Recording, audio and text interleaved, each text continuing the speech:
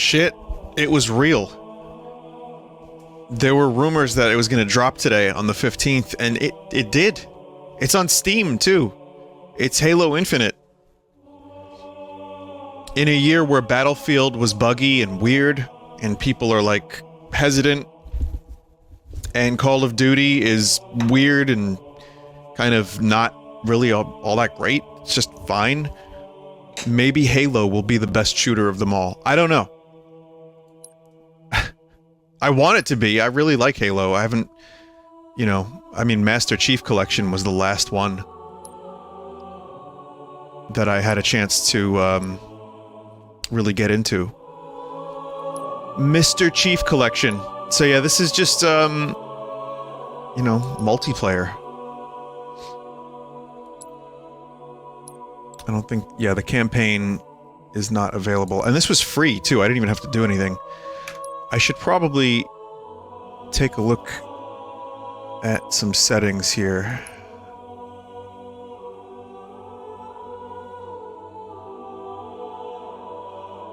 So, wonder if I can turn off voice chat.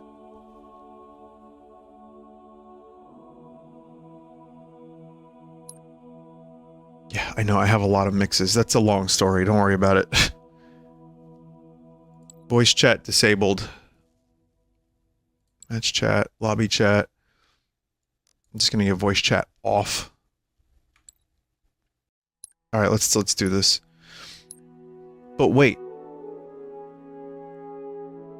Inspect armor.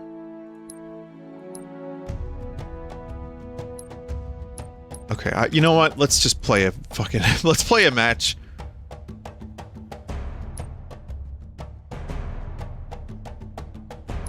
Whatever, quick play. Doesn't matter. Zot may, join us soon. Well, I say us, it's just me.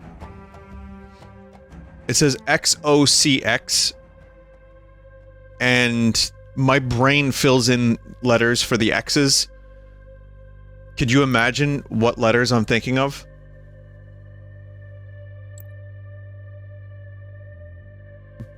Brain fucking destroyed. Brain totally blasted.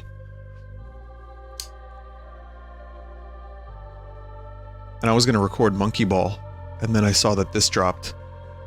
And I just got done installing Sky UI for Skyrim because the UI in the default version of Skyrim is awful.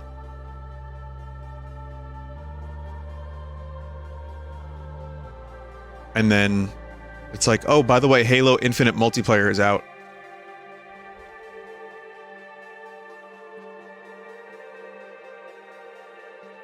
Well, it doesn't quite load as quickly as, Duty. Where's my loadout?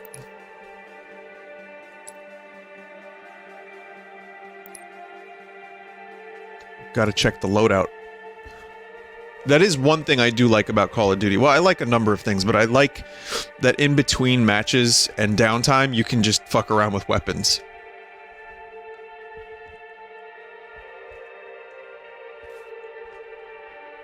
Even then, it can get kind of boring and redundant, but it's fun. It's something to do. Oh, right. Here's the intros. Duty has this too. Because, that way you can show off your armor to your bros. So you're inspired to buy more armors. The longer you hold the skull, the more you score. Ball incoming. Oh, it's that announcer. The game looks good. There's a sharpen filter on, but I kind of like it. We have the ball. Ball dropped. Active camo inbound. Oh, I gotta rebind some buttons. Because I've been playing Duty. And I'm dead. First death. First death! Hold to... Enemy has the ball. I need to rebind some stuff. Switch weapon. Right, we got that. Drop weapon. Interact. Throw grenade. Yeah, I don't need push to talk right now. Melee. Zoom level. Yeah. Ball dropped. Hostile carrier down. Switch to next grenade.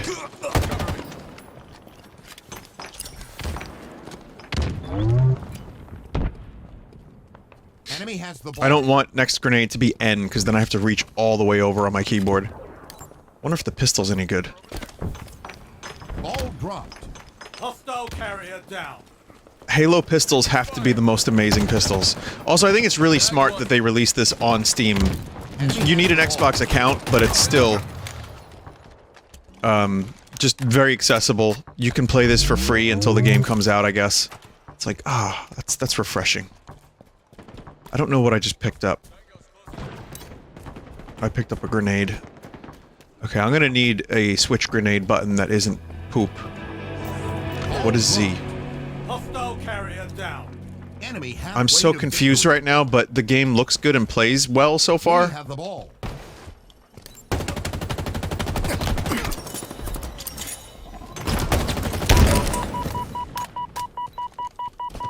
Also, the sprint is not overly sprinty.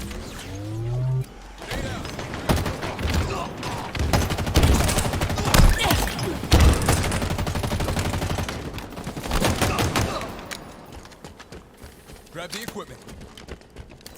Is We that have the ball. classic weaponry?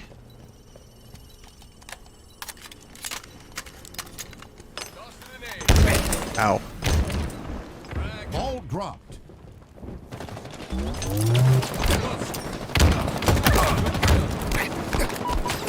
I'm stuck. What am I stuck on? Oh, stairs. Haha, okay. Alright, this is cool, but I'm gonna need to rebind a couple more things. I might have to do that on my own time. Sniper available. Like, for example, zoom level. We can't have... What is it? Zoom level... I'm We gonna have the ball. switch to next grenade is gonna Ball be drop. this button. Enemy has the Okay, ball. and zoom level, we can do AI scan, mark, helmet light. Zoom level will be G? No, let's throw grenade. Zoom level can be G, yes. Ball dropped. An ally has slain the carrier. We have the ball.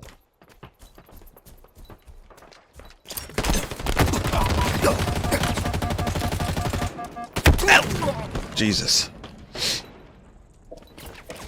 Sorry for all the rebinding, but yeah, obviously, this just came out like 10 minutes ago. Active So, camo inbound. well, more than that by now. Maybe a half hour, but I had to download it. Ball dropped. We have the ball. But yeah, there's a tactical slide. I mean, there's some very un-Halo things happening here, but Ball dropped. it's like you gotta appeal to modern sensibilities and still retain the identity of a game. And how do you do that? And like strike the correct balance? And that's been Halo's, I think, big challenge for the past 10 years or so. Enemy has the ball. Trying to figure out how Ball to have it be what people want it to be that play modern shooters, but also have it be Halo. And I don't know how to do that. How do you make everyone happy? You don't. You gotta just do the best you can.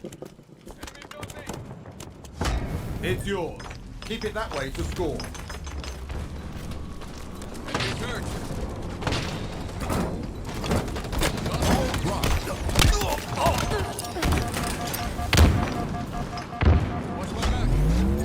gained the lead. Looks like I can use this to bash skulls with skull. Nearing victory. That's right. I'll bring my team to victory by holding this skull. I wish my team would help me. You can't sprint while you hold this thing, too. I think not.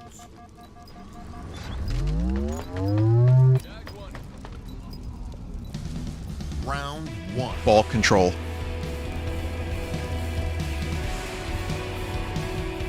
Enemy team facing elimination. I guess you could say I have good ball control. 2. Ball incoming. We've got this in the bag, eh? Who's this Brit? Enemy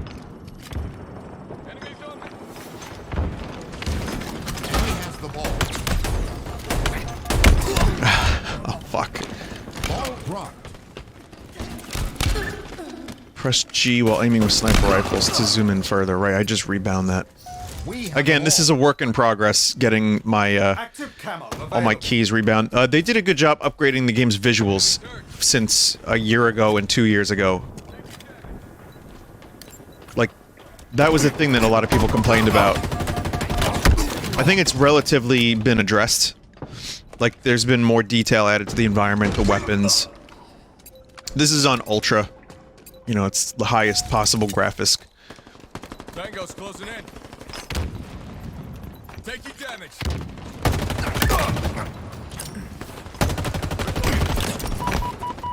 Dumbass. Damn it.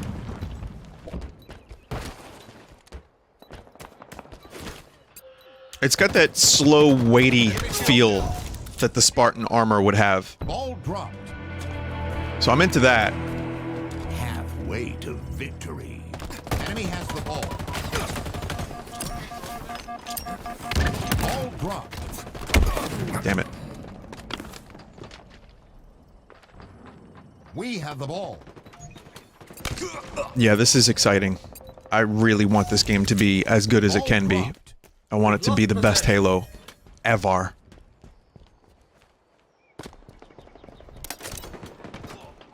Active camo inbound. We have the ball. Ball dropped. Enemy has Yeah, I the got my ball. grenade, got one of them. Active camo. So I had active camo and I was running in there like I didn't have active camo. Got it.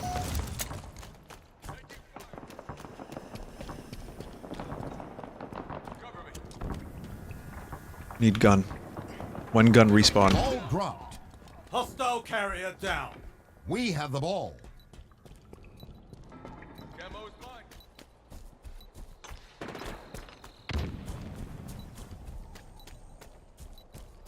Bobby Broccoli, aren't you from The Sopranos? Drop wall deployed. Enemies on me. Ow. Dropped. I guess I have this again. Nearing victory. S7 sniper inbound. Must I always carry the team to victory? I won't. Fuck. Dropped. Enemy has the ball. That is when you must drop the ball and shoot. That's what you must do at that point. Ball dropped. Enemy has the ball.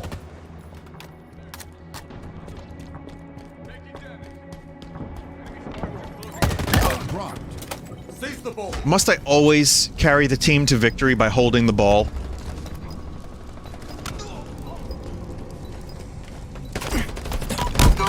dropped. Enemy has the ball.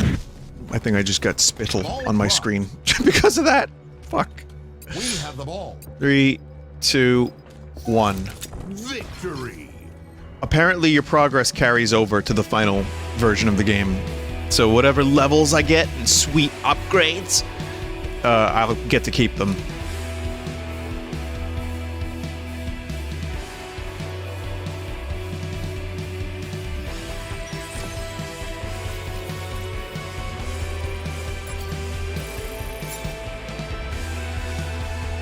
The leveling up is so much slower than Call of Duty.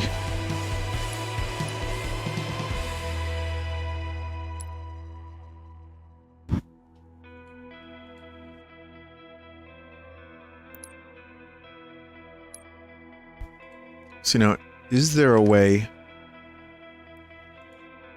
even just to like customize your armor while you're waiting?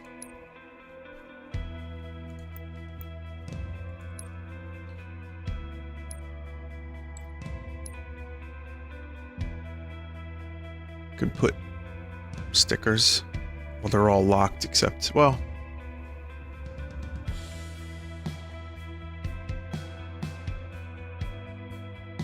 why would you do this to your gun?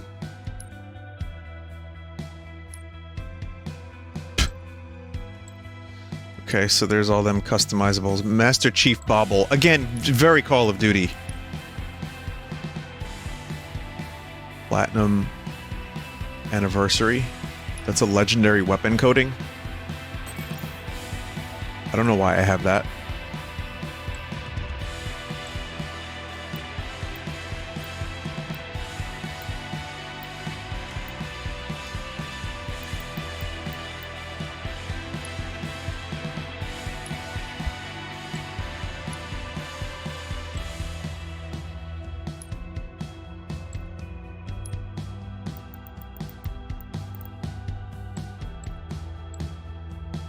You can even customize your vehicles.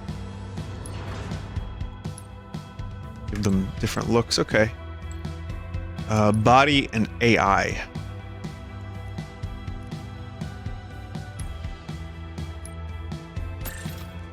Oh, that's cool.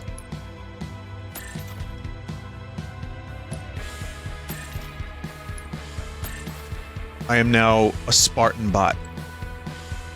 Okie dokie.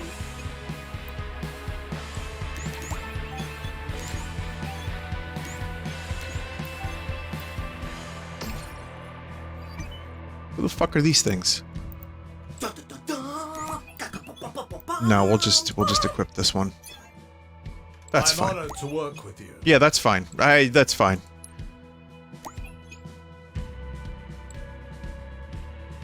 Whatever the fuck is going on there.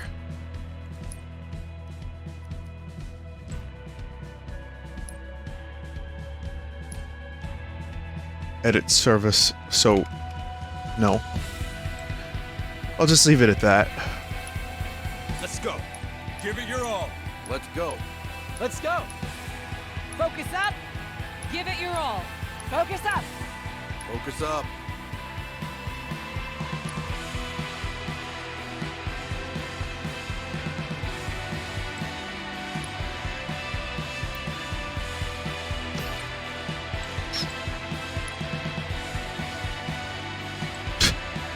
It's fine.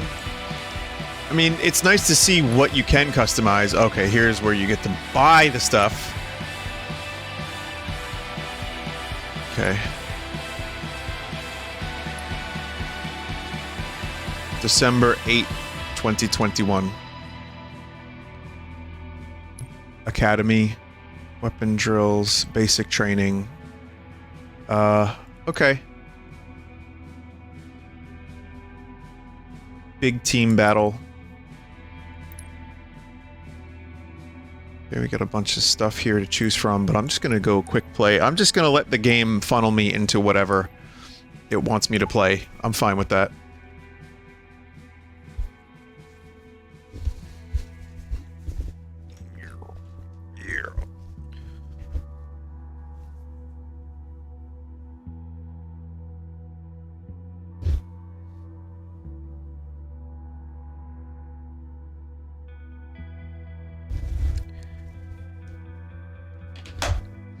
Fallopian tubes.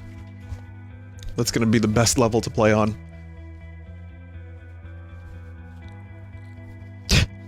Sorry. I guess my favorite Halo of all Halos that I've played would be Halo Reach or 3. But I do have more limited experience with Halo than most others do, so... Reloading.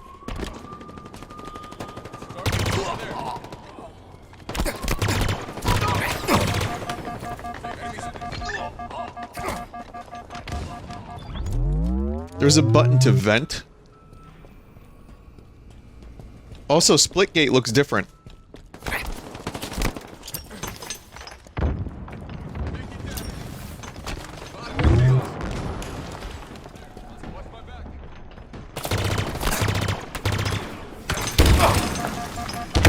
Ew. 50 kills to win. Cinder shot inbound. Another one down.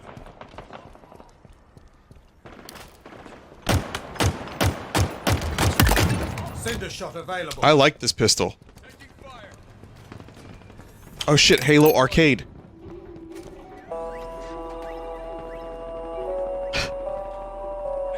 That's pretty good.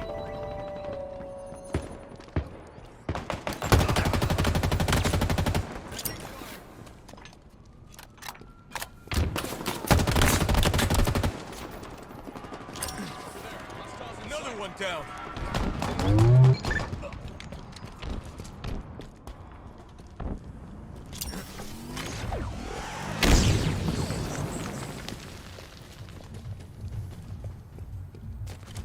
I do like this map quite a bit. If you could imagine this kind of map being a map I like based on other fiction that I enjoy.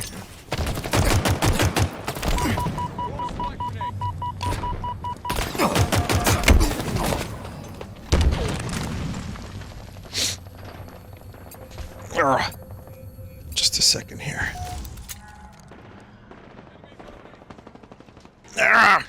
I'm dying, Squirtle. Okay, I'm fine.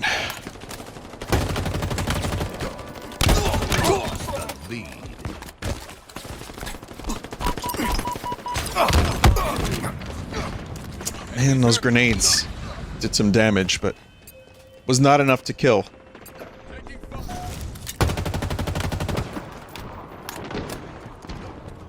Gained the lead. Halfway to victory.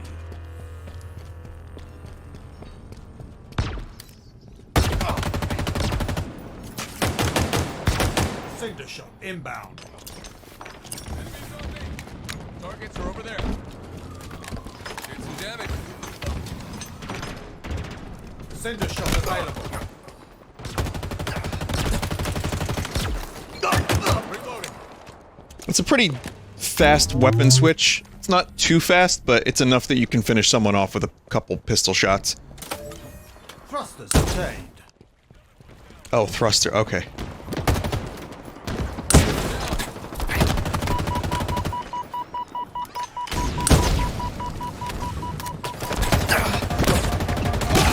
It's a cool boost. And they're limited, so you have to use them wisely.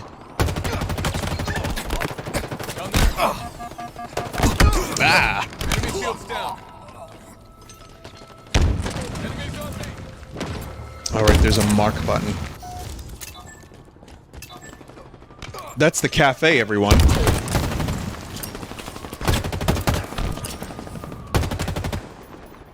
5 minutes remaining.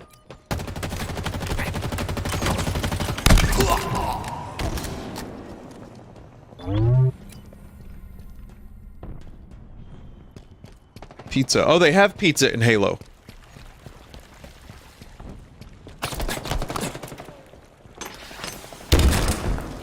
Up there.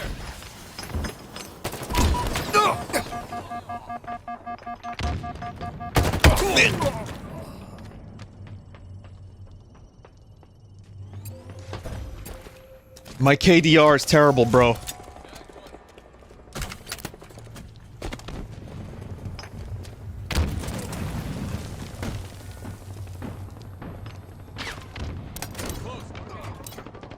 Cinder shot inbound. Nearing victory. Damn. 40 to 33.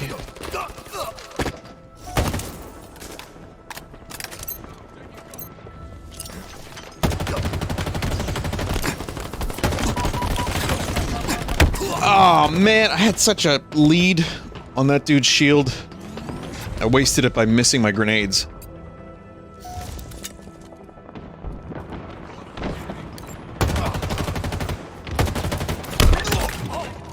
Hell yeah.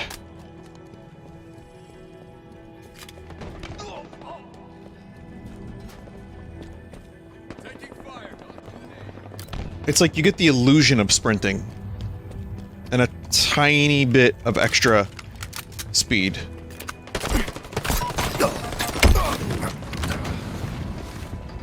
Okay. Shouldn't have reloaded the gun.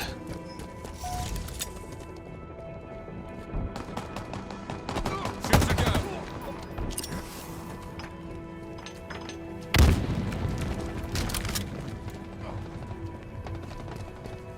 Taking fire.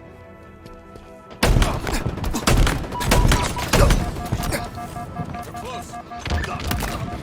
Hey, I got that kill. No reserves depleted. Fuck. Oh man, this is a close match. 47 to 45. I need to Halo better, please. We need to win. Oh, Enemies on me. that was a good grenade kill.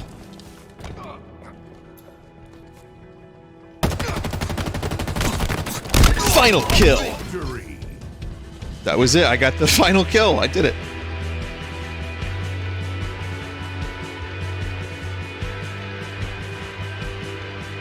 Sure is lots of grayish green colors for the armor.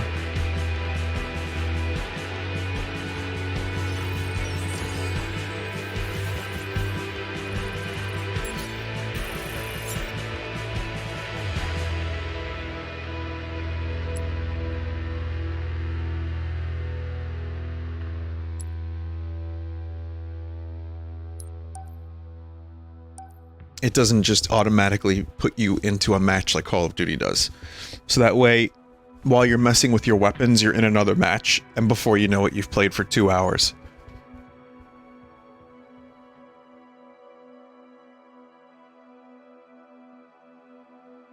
Keep playing. If you keep playing, that means you might keep buying. Wins the game by paying. Thank God that's not a thing in these games, Jesus. I mean, you can kind of do that with XP boosts, but it's not really the same.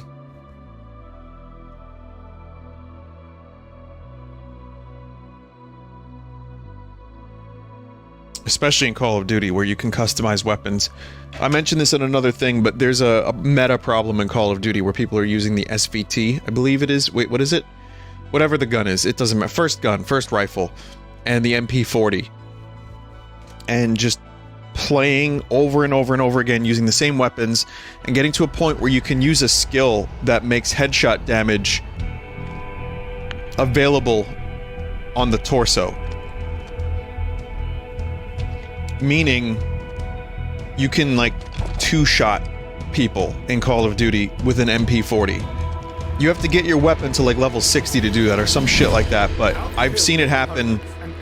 I've died to double-shot MP40. And even limb damage is crazy. Like, it's too much.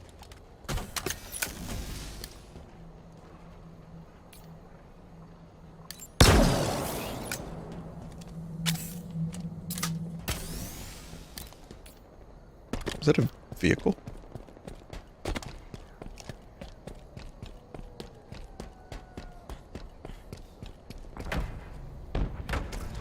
I do believe this is ours. Watch my back.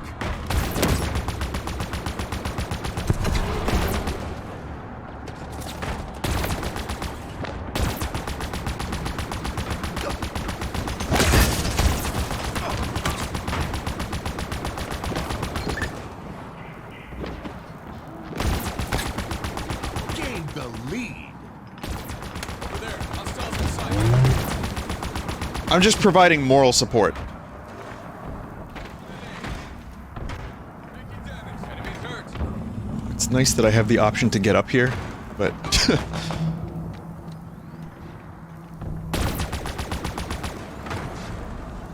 was not doing me any favors.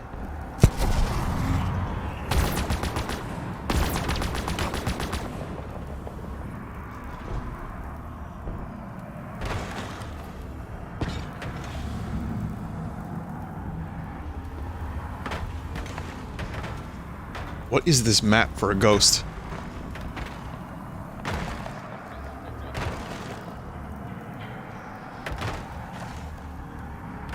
Power items incoming. Over there. Hostiles in sight. Power items now available. There.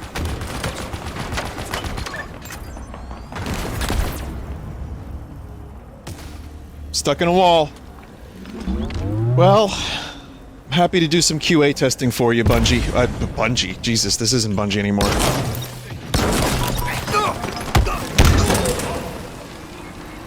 Kill for a kill.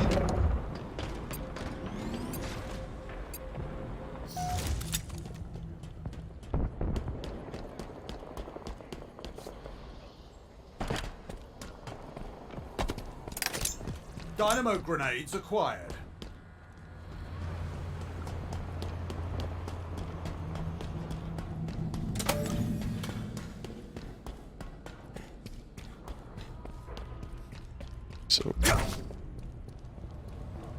So that's camouflage? Skewer's mine.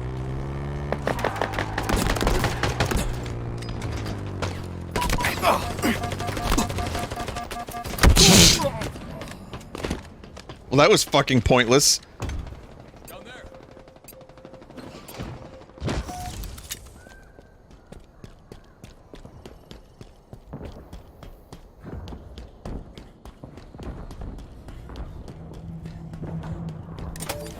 Drop wall acquired. Oh, that's what that is.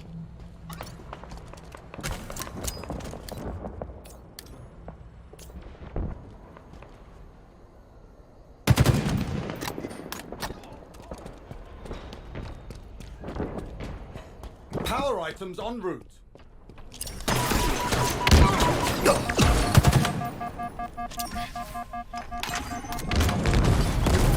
Power items have arrived.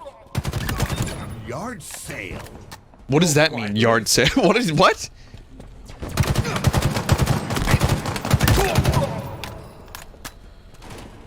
Mike is huge! The name of that character. Frag grenades acquired.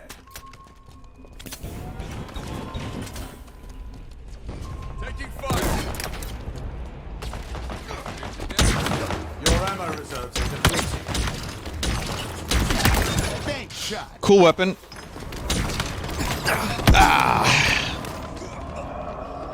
It's like a Dead Space weapon.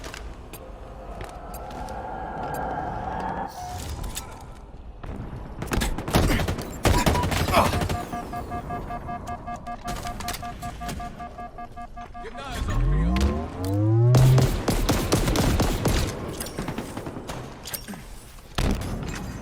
Grenade was a hit.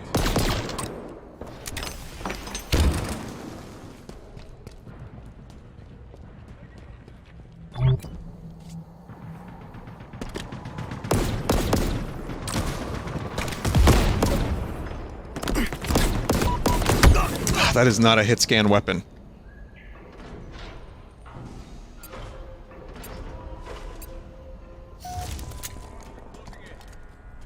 Overshield save me. Enemies hurt.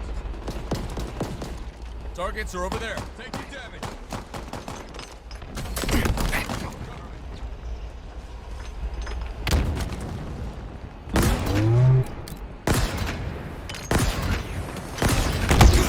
Fuck! I like that weapon. Damn it. Take cover. My own fault. Yeah, I could see myself losing many hours to this game. Power items now available. Enemies on me. And again, at a time where Battlefield is disappointing a lot of fans, Call of Duty is, let's say, a little uninspired.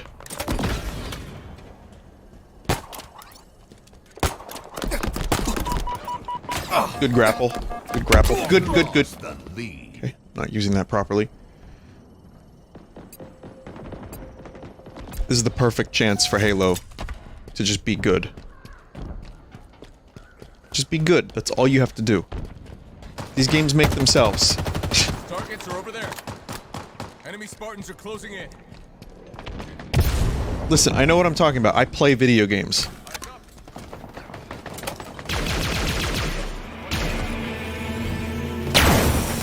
Look, it's my Dark Souls weapon of choice. 5 minutes remaining. Man, I'm really not getting any kills. There. Hostiles in sight.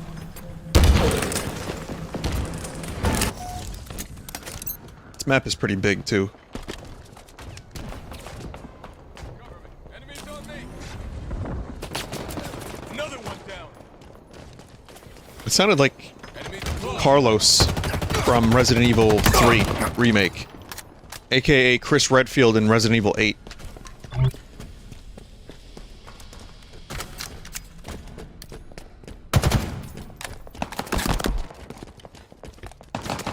Up there. Probably wasn't, but...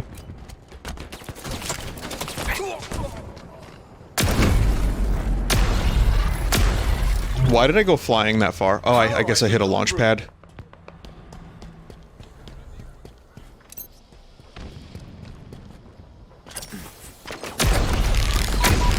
items on the field. I was like, there's no way that weapon propelled me back that far. Over there. Hostiles in sight. Enemies hurt. Watch my back.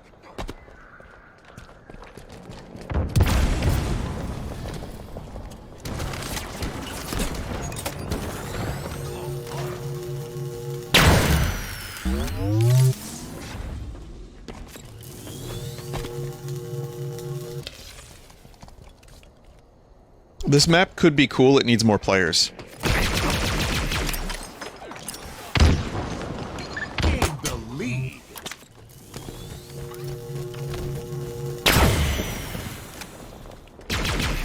Tossing an aid.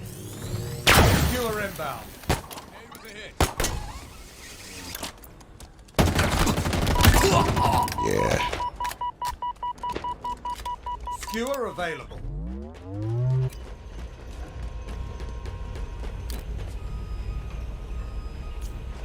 I'm gonna like this weapon.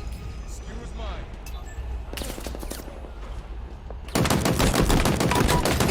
Ah, why does it go? Why is it gone? Why does it go?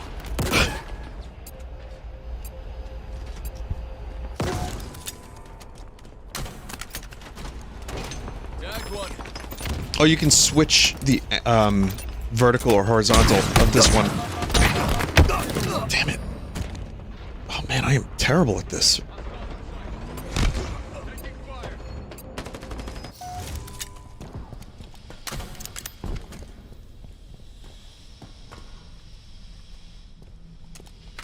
Power items incoming. 2 minutes, we're winning, barely. And we're off. Power items now available. We lost a teammate.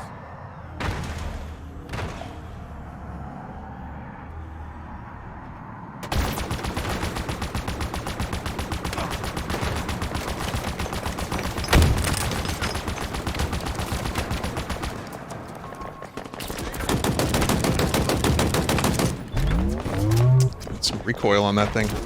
I do believe this is ours.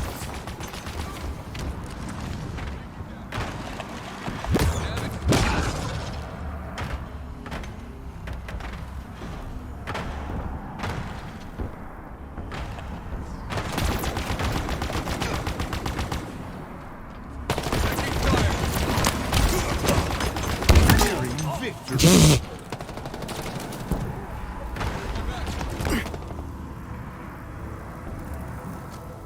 1 minute remaining. It's fine. It can be repaired. Tango's closing in.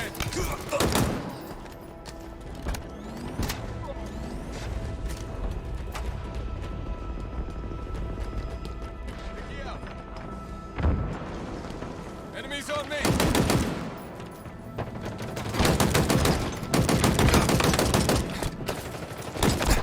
Cover me.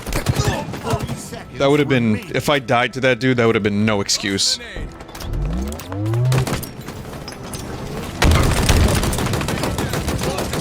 Below.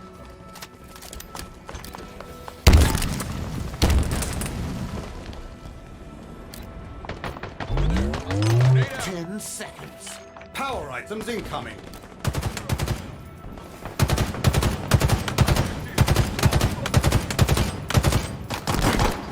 Victory.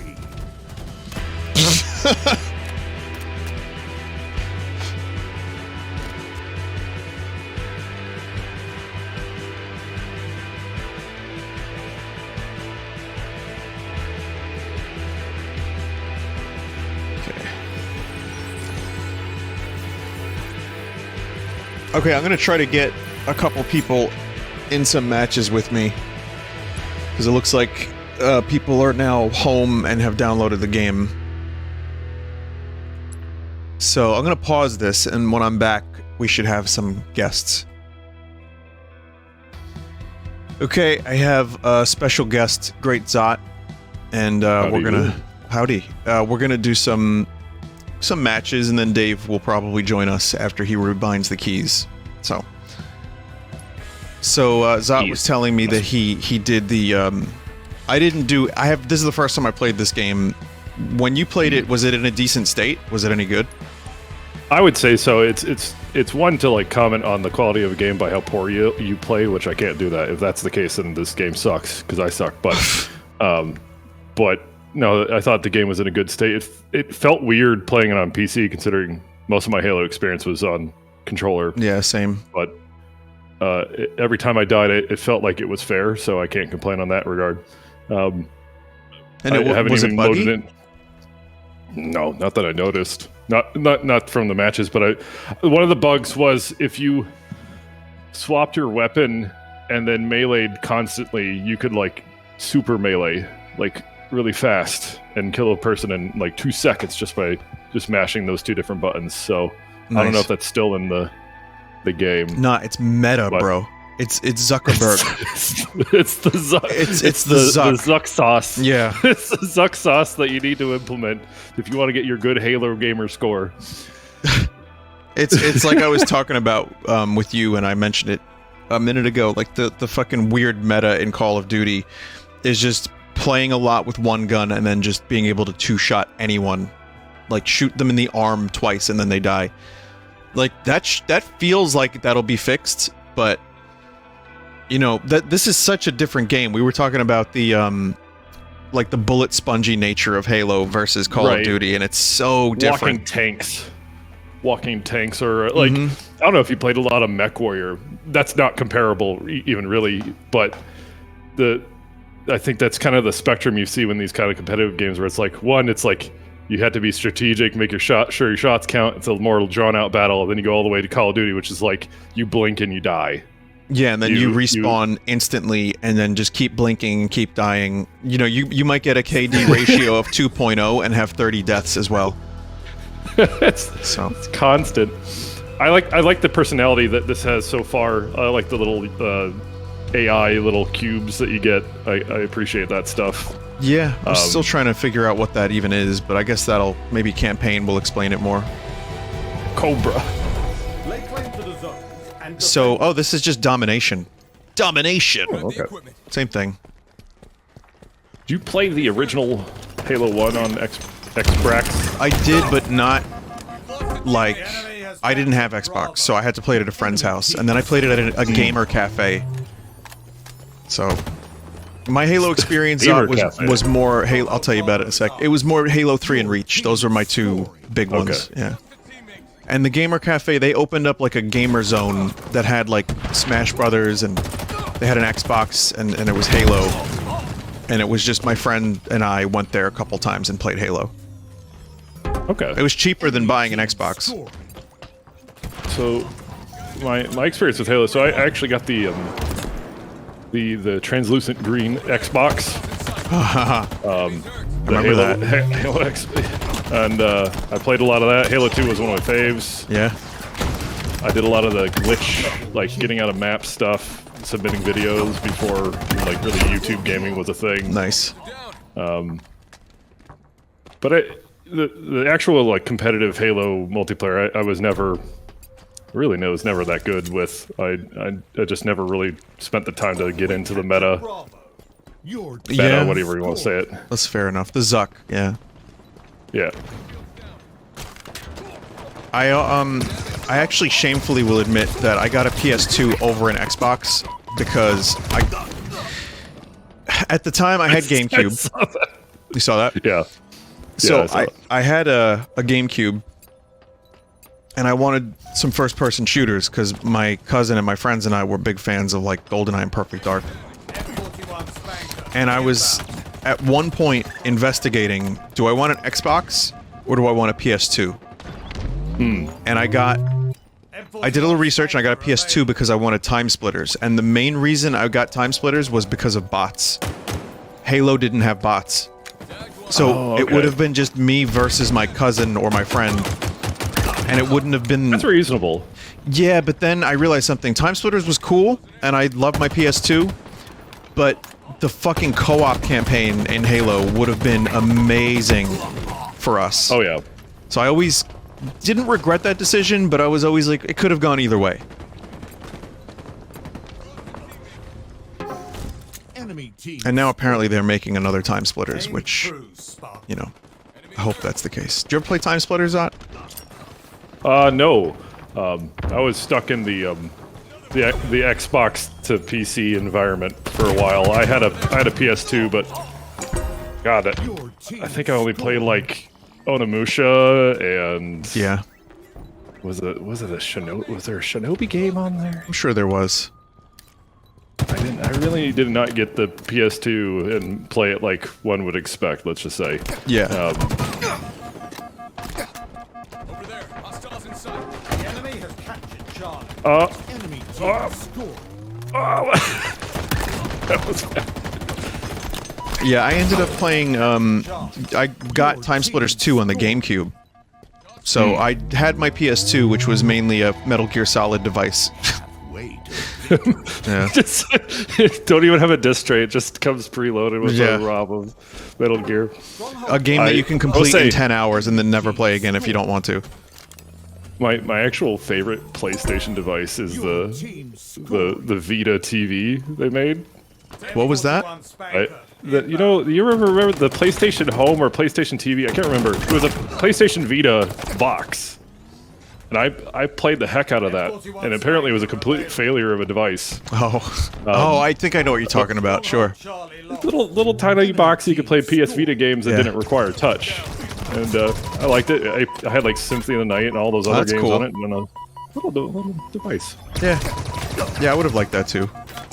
PS2 is my... PS1 is still my favorite Sony because you have Final Fantasy and Chrono Cross and Metal Gear Solid 1. Like, that to me, and the original Medal of Honor. I mean, there's so many great PS1 Yeah. games. And PS2 I liked, but I didn't have the same amount of games or the same love for them. But I also didn't play cool shit like Silent Hill until I got older, so... Charlie is ours. So growing up, my family had a lot of exchange students that lived with us, and we didn't actually get a game console until one of our exchange students from Venezuela bought us a PlayStation 1, and enemy team score. that all that we played on that was like we played like Gran Turismo, and I think the original Tomb Raider. Oh, nice. Okay. Jank as fuck. And, like, a little of that and a lot of demo discs. Yeah, same. From like PlayStation Mag. I still have my demo disc wallet, so I hear you. Stronghold Charlie lost. The other thing, PS2 is the GTA 3. I played a lot of that. How's Don't. Sorry. No, let's just Touchy say subject. I have a video coming out that people might have seen by the time they watch this, of me playing more San Andreas, and I had moments where I was like wheezing from laughter. God. Yep. I never played. So first GTA I played was 4. I really like 4, Yeah, 4's great. and I don't really. I guess I played a little bit of Vice City because I also think that had a demo. Yeah. Or I had a And- broken disc of Vice City, but I like that game a lot too. 4 is great. Apparently they're gonna try to remaster 4 next. That's the rumor. Oh. And it's like, listen, don't. Just don't do it. Have you seen the? I saw some image of like they use like AI upscaling for the text. textures or whatever. And Yeah. yeah, the text is like. I don't know exactly what they did, but it really messed with the functioning of. I don't know, like the jokes were missed out or on or Like something. I don't guitar know. wank was translated to guitar hank because no one looked at the textures. No, Henk. No one even bothered to double check. They just let it happen. Victory. You won. We won, yeah. We won by a wide margin too. Fuck yeah. Yeah.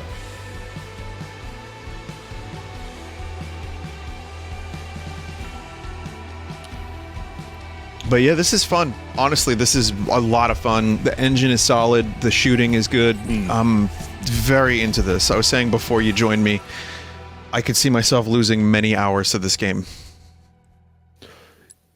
It's pretty quick to pick up, even just like what the way they're presenting it. Because I mean, every other Halo, buy the campaign, you play the multiplayer, but this is like I'm glad they kind of remove the two. Obviously, some people just play Halo for the campaign. They don't really care about the multiplayer. But at the same time, in this current era, make the multiplayer free so you have a broader audience and everything. hell yeah. I haven't seen the monetization aspect, so if any, There's a store. It's just cosmetics. Okay. Yeah. Okay. But I think that's a great idea. Also, releasing it on Steam is a fantastic idea too. Like, Oh yeah. Microsoft is playing it smart with this game, and I was saying they have a chance to like really swoop in. This is the big 3 year of shooters where Call of Duty, Battlefield, and Halo fall on the same year. Of course, Call of Duty is always going to be there because they can't give these poor developers a break. It's a freaking holiday at this point. It's like annualized, like, it's you can plan your crop growth based on the next Call of Duty. Yeah. Oh, I can feel it in my knees, and I can also feel it in my Activision Blizzard. The corn's ready to harvest. Like, I haven't purchased one of these fucking games in 8 years, and yet I've played each and every one of them. They just keep sending me codes. I don't know. The last Call of Duty I actually even played was Call of Duty Modern Warfare 2. And after that I was like, what's a Black Ops? I don't know what that is. I don't know. Ooh, a mongoose. Yeah, this level I played, it's a little big for 4 players on each team, truthfully. This should be an 8v8 or more. So I feel like this is going to take a long-ass time to complete. But, I'm coming with them mongoose.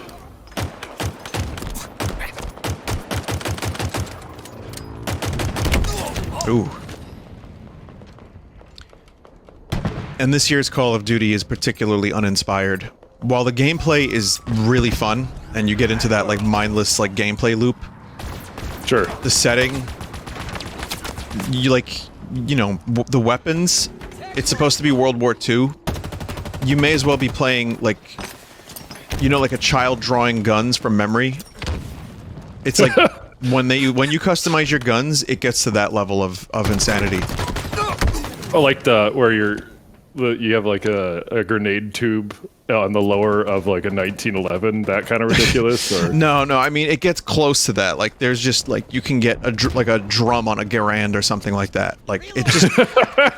it's, Is it on the top of it? How's that work? I don't know. But here's one. Does it go...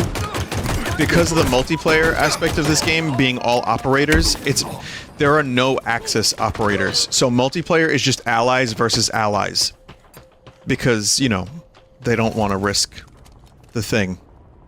You know the thing. I know the funny mustache haha, but the funny mustache man, we can't, So I don't think he's in there, or the funny symbol either, which is terrible, like a terrible symbol.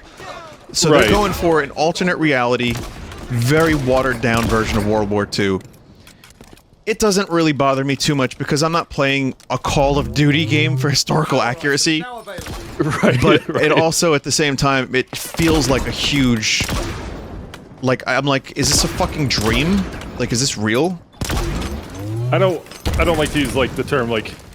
I don't know. You have to make some concessions anyway. It's like, okay, you're making a video game... It's a video game. Based off... Well, right, but you're making a video game based off of real-life events, right? You have to take that jump immediately, creatively.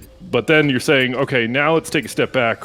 We want to use elements from this event, but we don't want to go too far, et cetera, et cetera. And so the line is getting drawn a little further back. But then at the same time, you could say, well, maybe it gives them a little more opportunity for creative stuff. But are you seeing that in Vanguard, or is it really just them tiptoeing? It's tiptoeing, but also there's a time travel plot that I believe, from what I understand. I don't know. I haven't got to it yet, so I will see. But it's time travel. Yeah, it's totally bonkers. It's not supposed to be accurate or realistic, and that's fine. It's a shooter. It's Call of Duty. I get that, but it's another reason why the operator system has been pissing me off in video games. Like, I don't want to know who these people are. I just want to shoot the enemy team.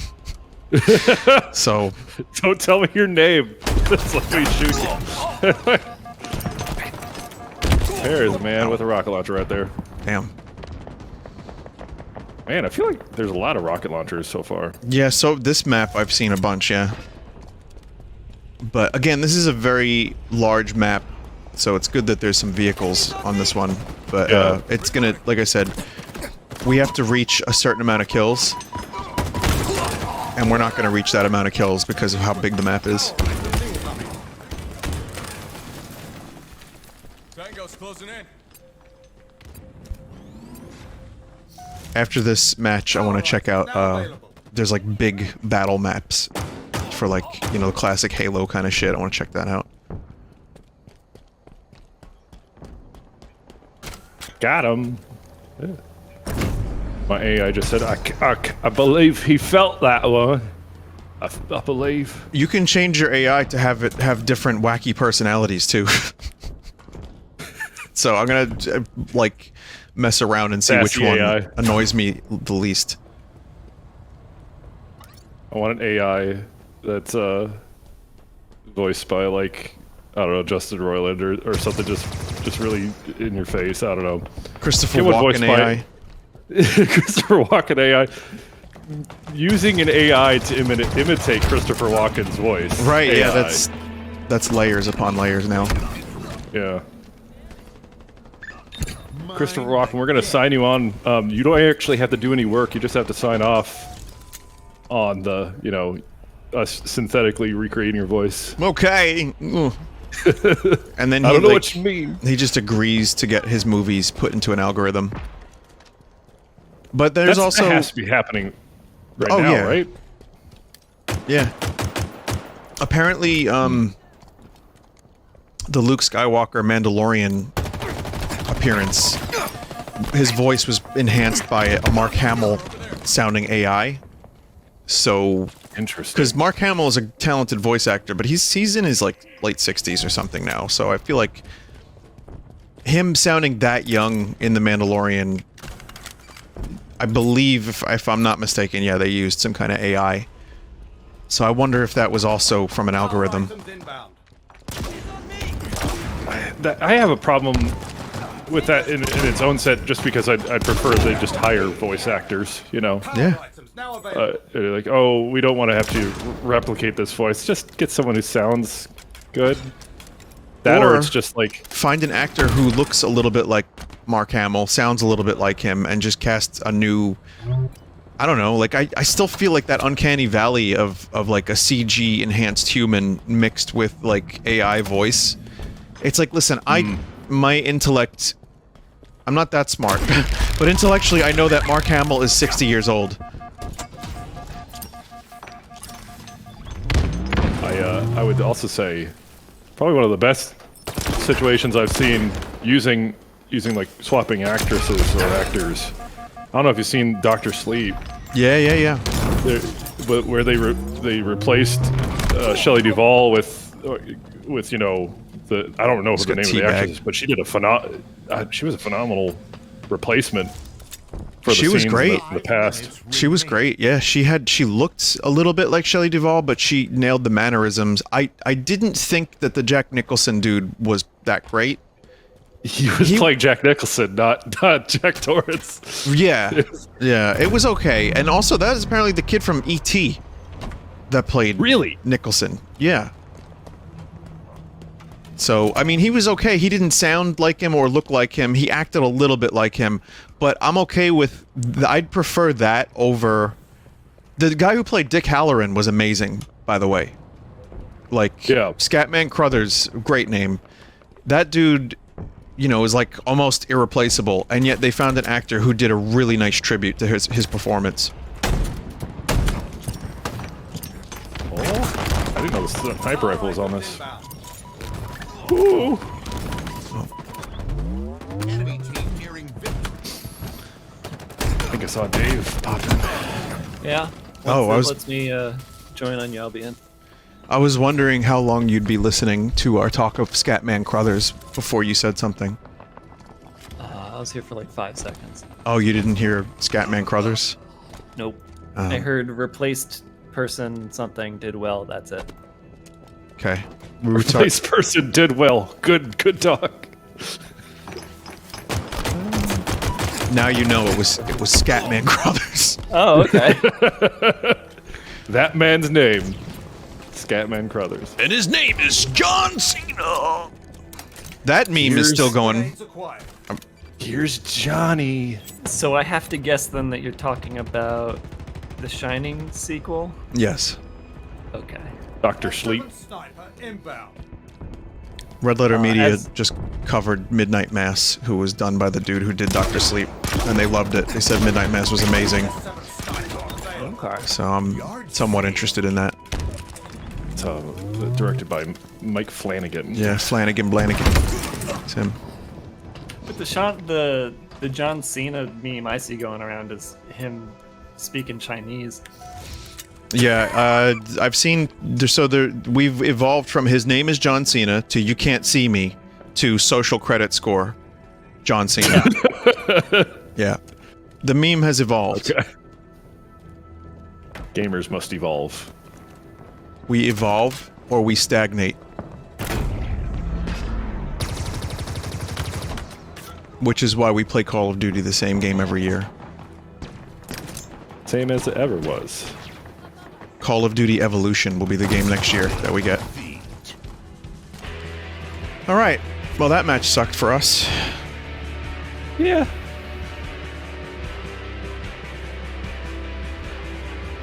I like how we had a Transformer on our team. I think that was the other team. It was Optimus Prime. Oh, right.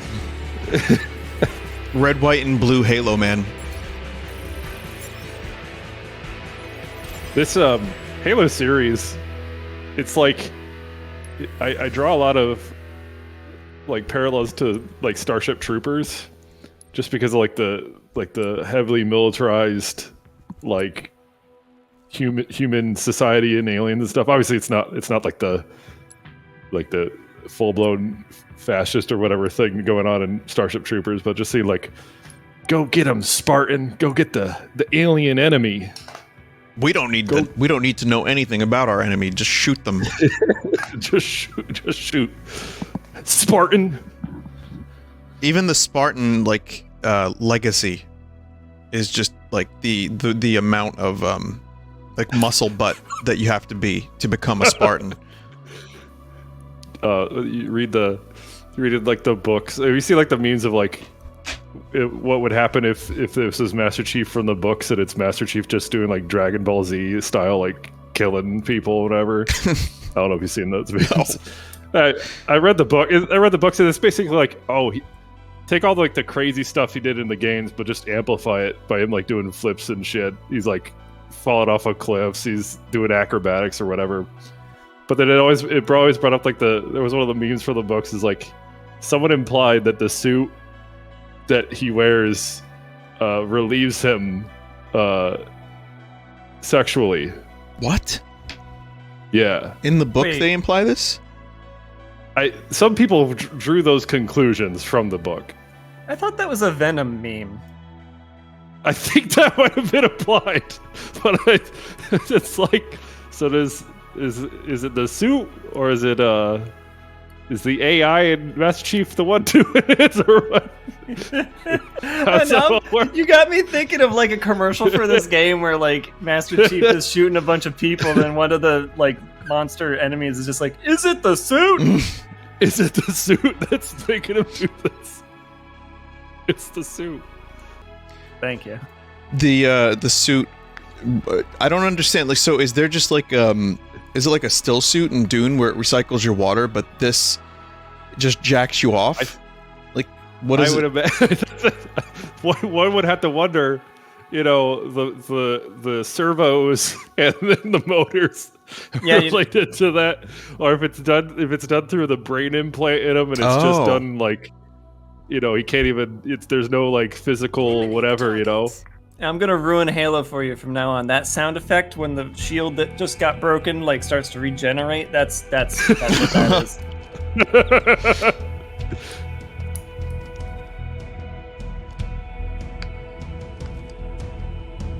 Wait, you're in the match with us, right, Dave? Yeah. Are you on our team? The most kills. Yeah, No. you are. You are. Team battle. This is big. Yeah, This it's is a big team battle. Yeah, we haven't done this yet, Zat and I. We were doing the smaller ones before. So I'm kind of curious to see how they... Wow, it looks like Halo. This looks great. Okay. Hell yeah. Oh man, big map, vehicles. I got a vehicle. Sorry, Dave. Damn it. It's a little laggy, them vehicles. I'm hoping that will be improved. I just see them sliding around. There's animals.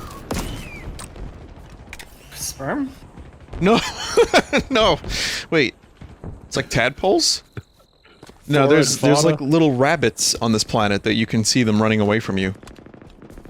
In my Halo? I know, right? I can hear like somebody voice chatting on our team, and it sounds like they're banging around inside of a closet. Yeah, I Ooh. turned that shit off. I need to find that. Quite option. like the new shotgun. Shotgun's fun. I hear everything they're doing. Where I need to turn this off. Where's the off? Been having an issue with Windows games immediately starting the voice accessibility menu thing. Every game. Press start to enter main menu. Press A, main menu. So, yeah, it's a good thing I turned that off, is what you're saying.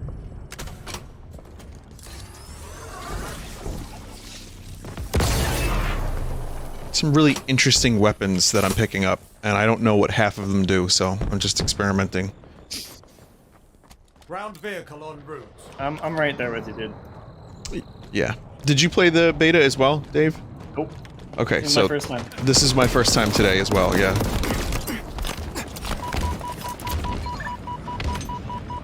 Stalker rifle.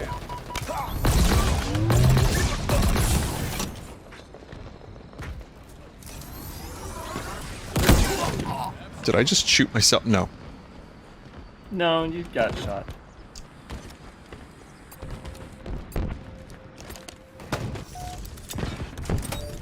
Yeah, like every time you take a step in the Master Chief suit, the pump servos...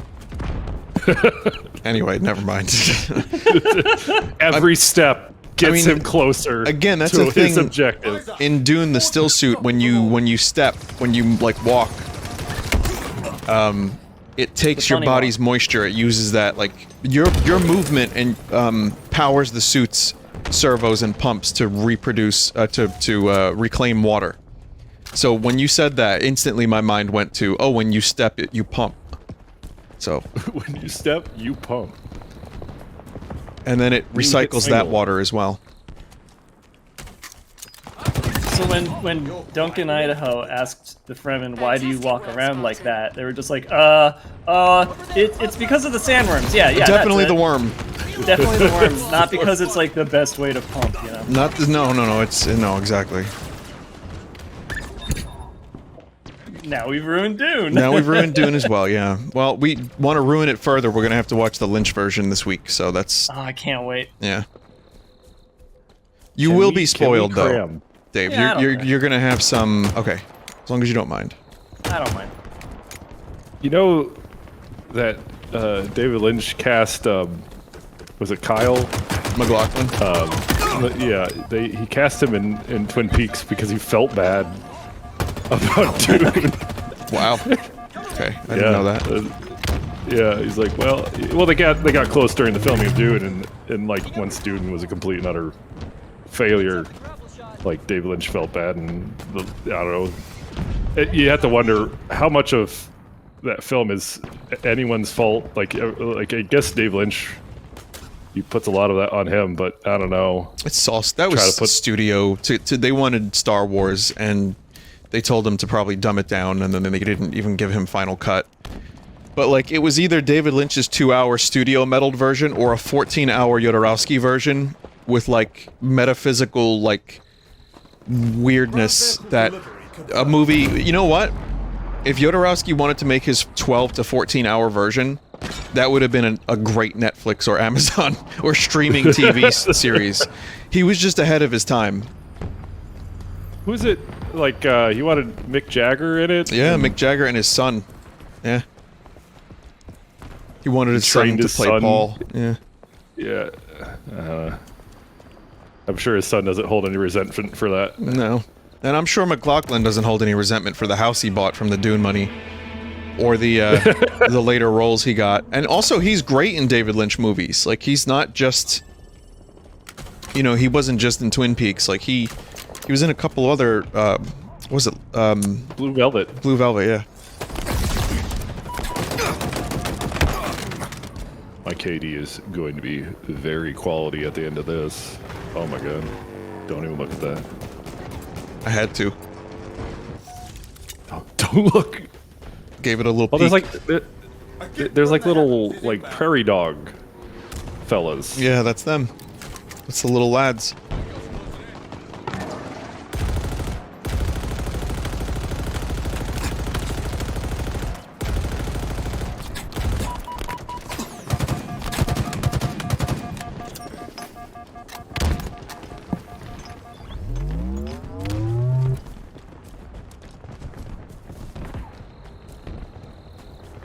There's no question that this feels like a Halo game. And overall, like, the maps feel quite logical. I don't know, I'm actually quite enamored with this so far. Yeah, it's giving me that classic Halo feeling. 20 years, Xbox, 20 years. Yeah, it only took 10 years for 494 to figure out how to do Halo right. I say that having not even played their games before. Halo 4 or 5. So what the fuck am I talking about? But, you know, that's what the parrot opinion is. It's just one of those things that, you know, Bungie did the Halos, and they were like, we want to do Destiny. And then Microsoft is like, well, we're not done with Halo. Give it to someone else. But it looks we like... can't be done with Halo. We can't be. We need it. Ground vehicle delivery confirmed. I've been playing Forza Horizon 5 and I've been really enjoying it.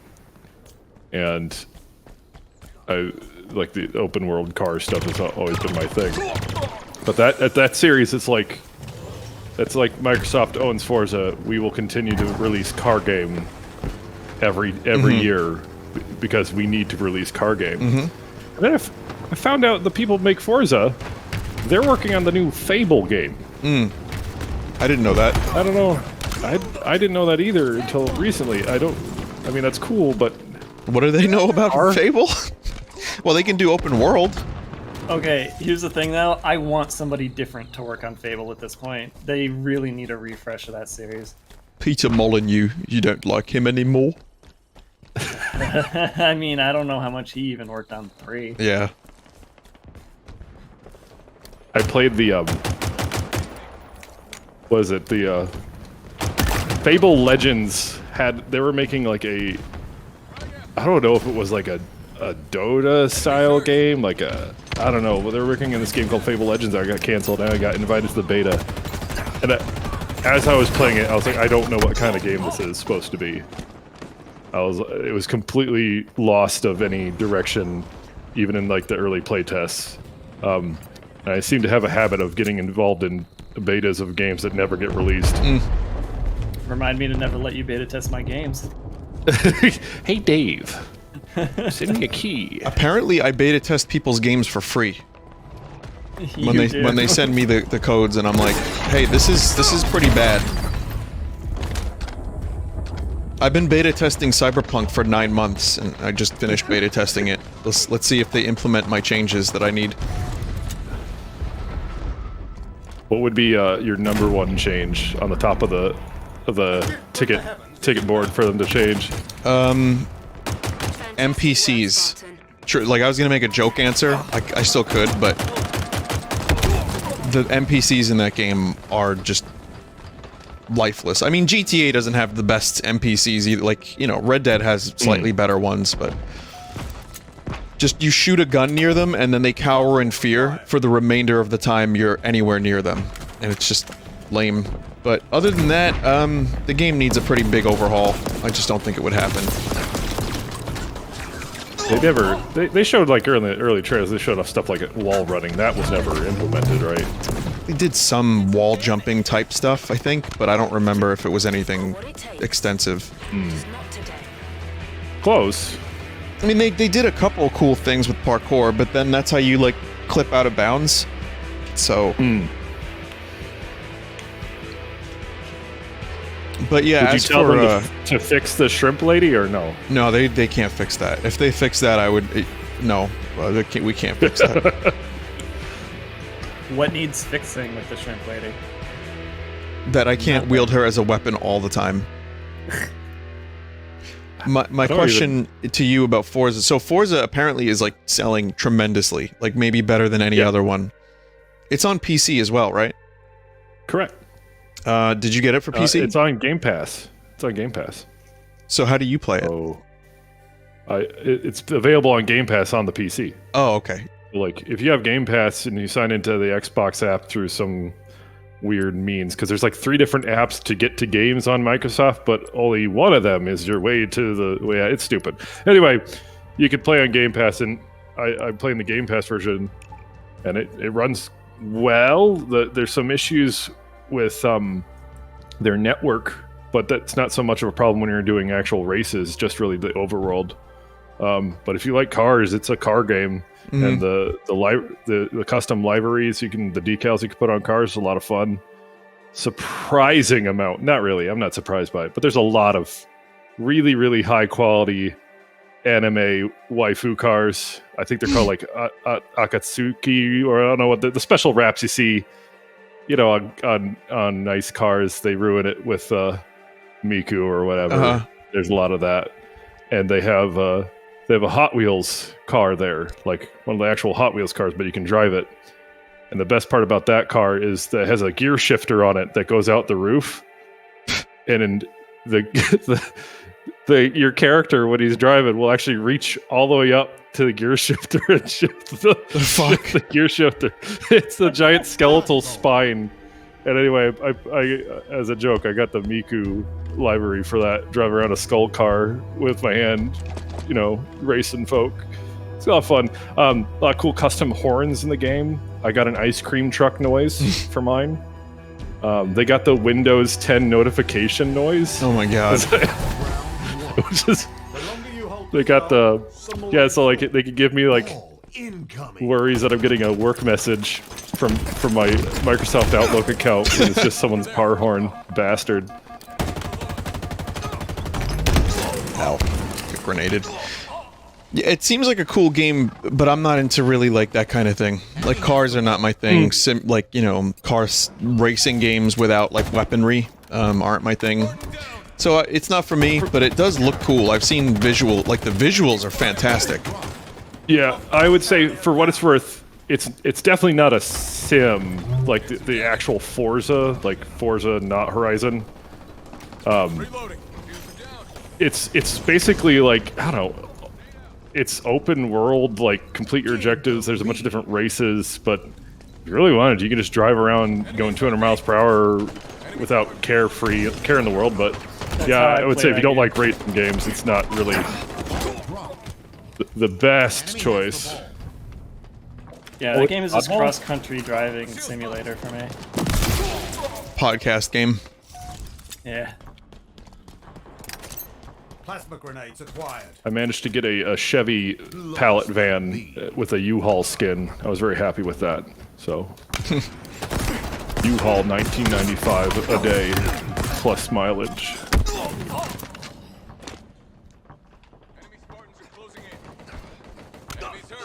It seems like they at least, you know, care about their audience with a game like that, and like even if it is a very frequent release.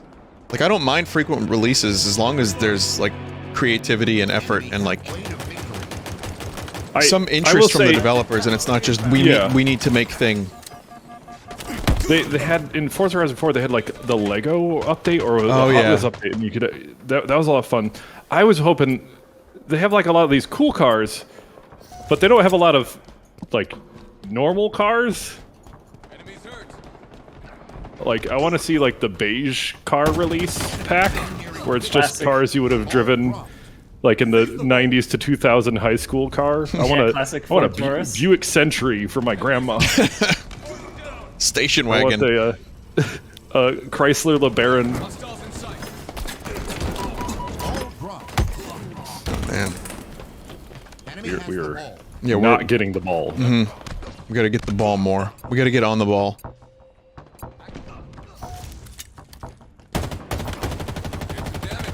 Ball dropped. Hostile carrier down. We have the I ball. I'll got defend ball. you. I'll defend you. I say getting a grenade stuck. Do a better job. Oh, that was a hammer. Enemy has the ball. Jesus Christ. Spartan down. Ball dropped. Hostile Ball carrier down. drop. I want that voice. Ball dropped. has the ball. When I like fuck something up at work. Ball dropped. Round. Followed by applause. Gotta get the grunt birthday party noise. What's that? Ball incoming. It was a skull modifier in the Halo. I think it's probably still in this game where if you shoot a grunt in the head, their head explodes and goes, "Yay! We have the ball. We have the ball. We've got the biggest balls of them all." Was all right, Bon Scott.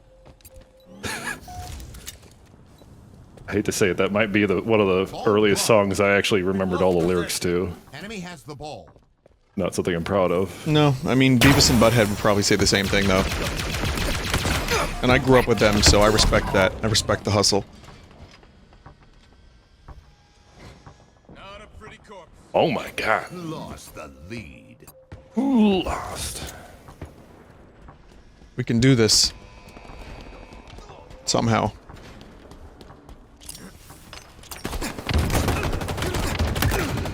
Yeah, this dude knows where the hammer is. Therefore, he is the champion of the map. Ball dropped. Woo. Now I've got the hammer. That ball. Get the ball. You get it. I got hammer. We have the ball. I'm I got well, it. I'm Attack me dead. with hammer. Yes, I'll try. I mean, we both have melee now, technically.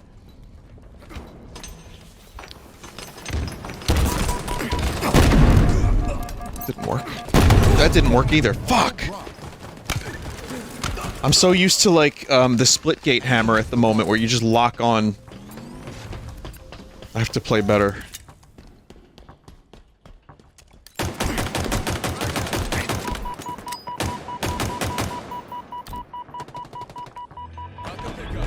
Active camo inbound. Enemy halfway to victory.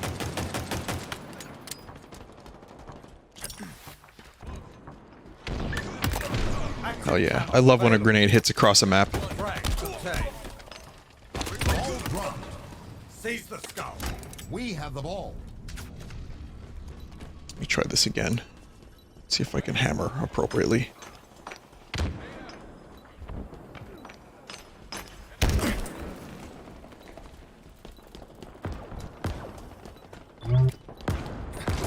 Yeah, eat shit! Mission low. Oh, double shit! Very nice. Ball dropped. Eat, possession. eat the Enemy shit. has the ball. Ball dropped. We have the ball. Triple shit.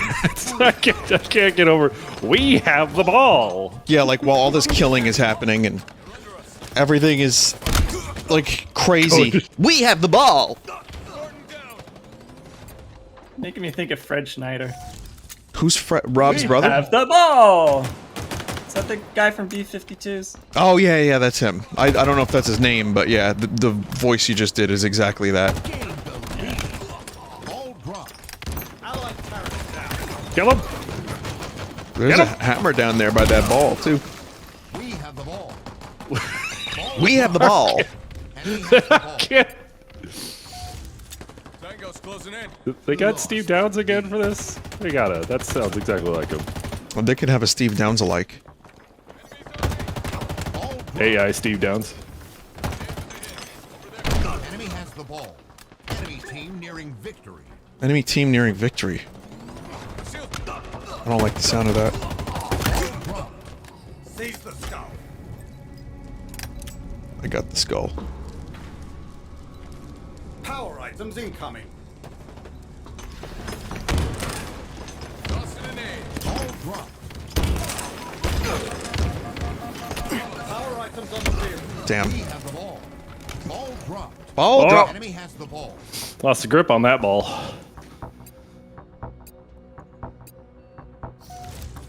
Yeah, that team had a little bit better coordination, but good. I mean, admittedly, in that first round, I wasn't going for the ball for like most of the match. Same. so- Yeah, same. And I played this mode before, and, you know, I still didn't do it.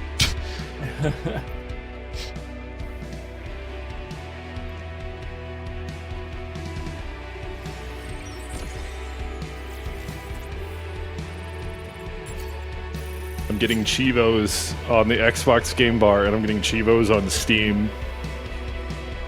Stevos directly into your retina. Steve-O's Chivos. Stevos Chivos, get them now. You guys want to do ranked no, big team battle or quick play again? I am open to either. I enjoy the big team battle, but the quick play seems to give a good, nice variety. What do you think, Dave? Yeah, I'm up for anything. Okay, I'll do big team. We'll rotate. We'll go back and forth between... I have to leave in about 40 minutes, but we can get a couple matches in, I think. We'll do a couple big team, couple small team, couple medium team. Big ball battle. Big ball bag fuck. We'll do Randy Ball's Big Balls music. All kinds of cool stuff. Music of the Spheres! Get your balls today! Well, that's one way to do it. It's not Randy Ball's Big Balls music anymore. It's just music of the spheres. What is that? Is that from a thing, Zot? It's kind of. I think it's. I've heard it in reference to like the planets music, but like the planets like Holst? stuff like that. But I also just think it's like a reference to listening to space, like existential, philosophical, you know, BS basically. Philosophy. That's what I call philosophy. Yeah. Music of the Spheres. In the future, the only music we'll listen to is planet music. I forget which movie it was where they could, like, listen to the music a planet makes. Oh, that'd be. Hey, yeah, that's a cool concept. Like Earth sounds like butt rock, and Yeah, and like Mars sounds like new metal or whatever. something like that. Total control. There was a movie Uranus that did is explore ska. that. Uranus is ska? Yeah. I would associate ska with Uranus. Well, Uranus would be butt rock then. Oh, okay. That's only Well, right. no, I guess you're right. Yeah. Saturn is ska. Neptune is, I guess, Mario 64 music from underwater. Keep a steady grip, Spartan. We were talking about Dune. I've been recently getting into reading more like broad sci-fi novels, and one of the good companion books, or that's similar in vein, but definitely not in content. I've been reading this Hyperion novel. Oh, I've heard about those. It's bananas. Those books are really, really interesting. I don't know if you've read like Canterbury Tales. Like, I'm aware of I was forced that. to read that. Yeah, I had to in It's college. It's done in that same structure where it's like we have a main plot line, but then we also have the stories of all the characters that's being told. So it's a very varied story overall. But it's kind of deals with like the concept of like what if we're in the far future, what does like modern like religion or contemporary religion look like? So it goes into that, but also talks about like if you're traveling across light speed or whatever, you know, you're gonna be like older or younger relative to wherever you left off, you know, because of how time works.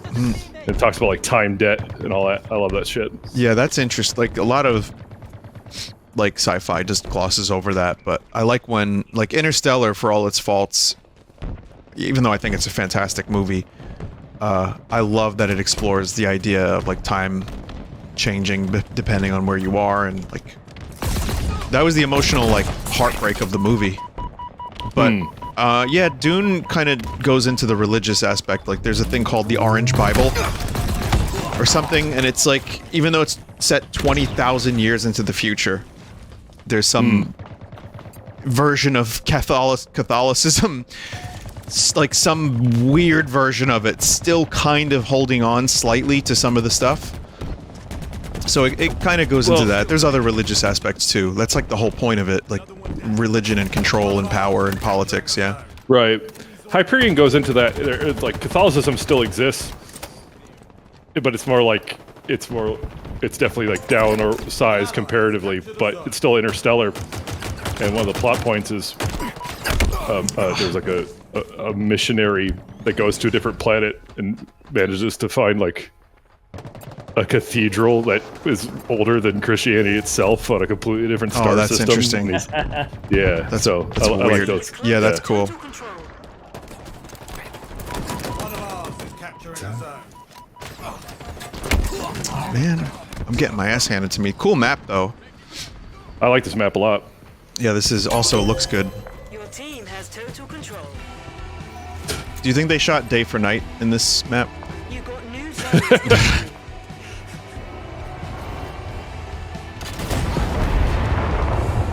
What the hell's happening there?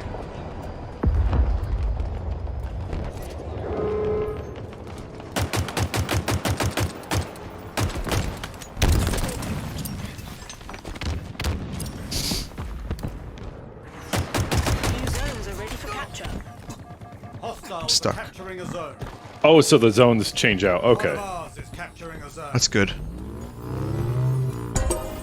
Zone captured. Oh, what are you? Your team is close to total control.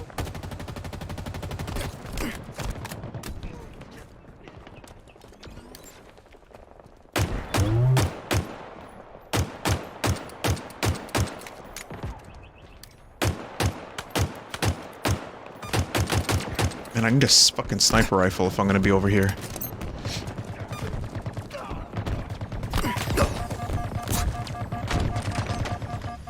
The arcade-ish aspect of Halo I like.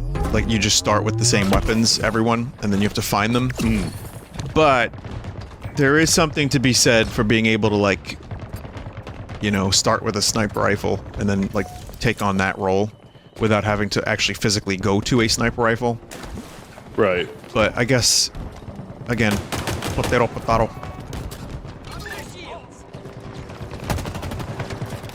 I mean, just imagine when they get forged for this game. I'm sure there will be Horde mode? class-based. Forge? Oh, Forge, you're right, yeah. It seems like, yeah, between the Forge for this and the Portal for Battlefield, you could just play whatever fucking game you want. Yeah. From what I understand, the Forge is not going to be on release. Right. Plasma grenades obtained. Well, the release happened, so I guess this is release, right? yeah. Pretty sure. What it is a beta versus a release versus a early access versus a I didn't see the test? word beta anywhere on here. Yeah, there's I've no- seen it thrown. I've seen it thrown around in like messaging about it, but never in title of what the release is. So I've seen like people talking about, well, this is technically a beta or whatever. I can find the notes on that, but It doesn't, yeah, I haven't seen the word beta specifically for this, but it feels like a polished beta. A gift from the heavens is inbound. Here, all right. This will. I'm going. oh, so we have to like control all the. Yeah. It You get is- more points the more you control. Okay. According to the Steam store, it is beta. Oh, okay. But your progress carries over, so like whatever kills and skins you unlock, apparently in the full version you will get to keep that. Cool. Which is smart because it means that when it comes out, you know, people will maybe be inspired to continue playing or buy it for the campaign or whatever else. So the multiplayer component for this is always going to be free? Yes. Yeah. It's so fucking smart. And they, so like to make money, they got the battle pass, but the battle passes, from what I hear, actually they aren't limited to the amount of time that the battle pass is live. You can still progress a battle pass when the next season hits. Again, smart. So Yeah, extremely smart. I think anybody not doing that Team is actually close to dumb. total control. An ally has captured a zone. Like, I'll just straight up. Yeah, no, that's People's being stupid with the design of that shit. that's fine. I mean, limited time events are one thing, but like spending money and not getting what you paid for Exactly. and making you feel obligated is not a good way to continue like building good player relations. FOMO, bro. FOMO. You like FOMO? It works, but it also pisses me off. I'll shit on any company that promotes FOMO. I really will. I hate that shit with a passion. You don't like FOMO? No. You're gonna miss out. A zone. It's just unfortunate that so many games these days rely on that exact thing. Yeah. Your team has total control. Oh, so this is different from Call of Duty. You don't get points the more you hold. You just have to get total control of all three of them. I see. Yeah. Okay. Yeah. That took me a In minute. it, like a fight of attrition over the points, yeah. It's cool. It's something a little different. Yeah, so they swap out location. That's neat. I like that. Double kill. New zones are ready for capture. Hey, Dave. Hi. An ally has captured Let's go a riding, Dave. Your team is close to Yeah, that total noise. A gift from the heavens. The da-da, da-da. That's the Windows noise? No, not that. Oh. The in Forza, you have options of like getting like the team notification, like Windows Teams notification noise, which is the worst, and then also the I think it's the Outlook or Windows notification that like the da-da-doo-doo, Oh. like when something's up with your computer, not the USB input noise, which would also be really annoying to hear. But they also have the Doom E1M1 track done in trumpet. I see headshots in the future. Hostiles are capturing a trumpet. zone.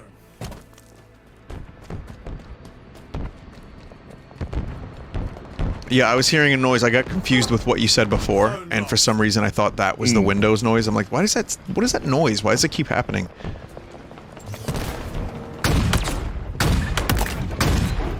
I love the sniper rifle, but you only get like 8 bullets with it. You're beginning to make this look easy.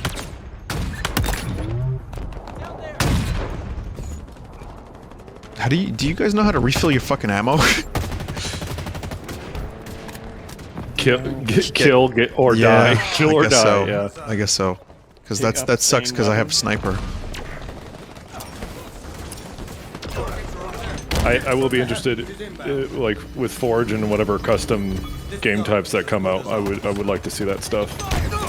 Like start with snipers, you know, the old classic ODST mode, whatever. You Yeah, want. it would be cool to have that as an option. Like I like the classic Halo deathmatch shit. I like the big maps like this. But even just more options is great. Just more ways to play the game. There's nothing wrong with that. Zone lost. Also, this game's man. visuals, like smooth, clean, really well designed. I know people were complaining about the lack of detail in some earlier versions, and I saw that too. Like 2 years ago, it looked a little rough. I think it's been refined nicely, and things are very readable. Things are very like understandable from a distance. It's great. Capturing a zone. They Yeah. really did a good job. It kind of feels like it's got just enough detail without going overboard like Yeah. a few games are nowadays, and I really like that. For sure. Yeah, that's a big point that I guess is not raised enough, is like how much detail is too much detail? Just because you can throw a million things into a map, should you? And also just be you able can to make things look identify- nice in other ways other than just adding clutter. Dropping from orbit. Right. An ally has captured a zone. My thing with the Call of Duty is like I had a hard time just distinguishing foe from One of ours like the fauna, from the God. boxes on the map. I don't know. That's been another thing with Getting Vanguard. People have been complaining about legibility. Like, people are just like, I'm just shooting nameplates. Because I don't, like, you can't really see your opponents very well.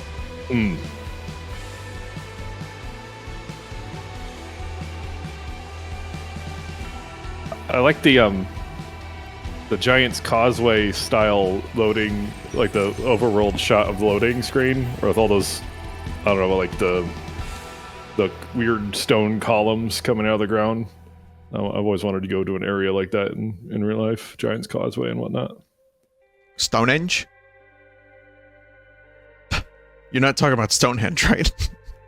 No, Giant's Causeway is an area on, is it Ireland or Scotland? I don't know. It's just an area where it's a volcanic area, and the rock formations out there are all these, like, is it hexagons or some geometric shape that just all out in the ocean. Oh, gotcha. Really I see cool. what you mean. Yeah, I for a minute there, my brain didn't comprehend what you were saying, because... Stonehenge? Yeah, the loading screen you meant. I'm sorry. Yeah, dumbass I am. Yeah. I was like, yeah, Stonehenge, yeah. That's what you're talking about, of course. Gotta go to Easter Island, see the faces. That only aliens could have put there, of course. They're trying to say Stonehenge, like is aliens or whatever. Mm-hmm. Well, in Troll 2, the MacGuffin of the movie. You've seen Troll 2, Zot, or no? Troll 2. Okay. Is that Oh My God? Yes. I've seen that years ago. So tell me if you remember this. The MacGuffin of the movie is that Stonehenge gives you mystical power to create goblins, and this witch lady has like a rock from Stonehenge. But at the end of the movie, they all put their hands on the rock of Stonehenge, and then they think about love, and it grants the main kid, a double-decker bologna sandwich that he can use to defeat the vegetarian goblins. This movie sounds like it was. I know it was written by an Italian guy, but Mamma mia! Sounds like they did the documentary called Best Worst Movie, right? Yep, that's the one. And they invited the guy out to like a screening, and they're all laughing at him. He's like, "Why are they laughing? Why they laugh at my movie? I thought this movie was a celebration." Oh, I got the banshee. Ow. Enemies on me. I put an image in chat, Vinny, if you want to Okay, after I die. see what I think of Stonehenge. Okay. It's gonna be someone J-O-ing between the stones, isn't it? No. Alright, good. Alright. It's because you mentioned Easter Island also. Because that was like a Craigslist ad at one point. It was like, want to travel to Stonehenge with someone, you have to pay for the trip. I just want to J-O on the stones. You will watch, but not participate. Oh, well, if I can't participate, what's the point? Exactly. No the participate, only watch. The Stonehenge, okay, so the Easter Island is the face and the Stonehenge is the toes. I got it. What a reliable... It's not the aliens put it there, it's that it is an alien. It's a colossus.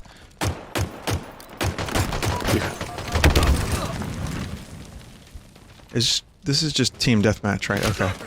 Yeah. Someone's had active cam. I didn't even see him.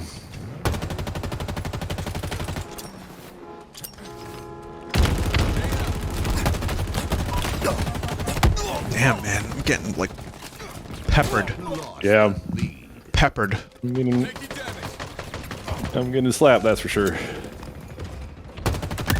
Active camo available. Active camo available. That just means it's on the map somewhere. Mm-hmm. Okay. Yeah.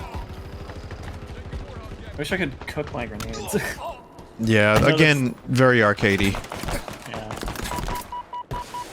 Enemy Spartans are closing in. Oh man, I just fell into the abyss.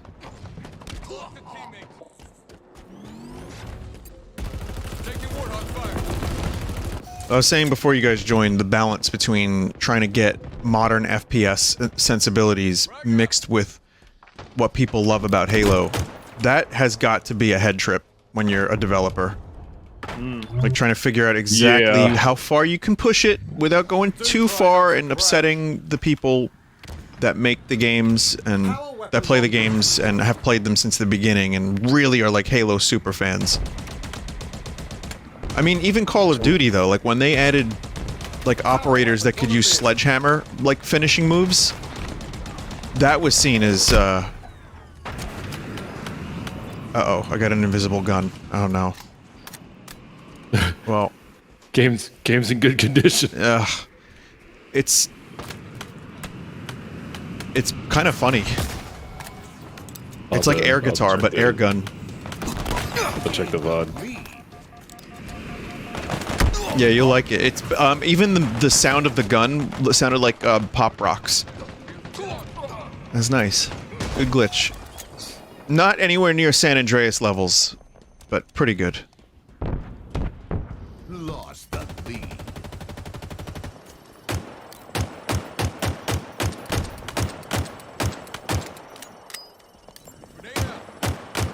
Being a video game announcer has to be a pretty good gig.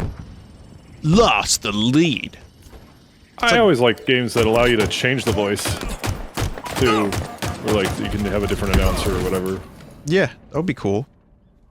Like, there's, or you download, like, a pack, an announcer pack or something. I always thought that was, like, a neat way to get guest stars on board. Of course, they usually charge for that, but, you know, whatever.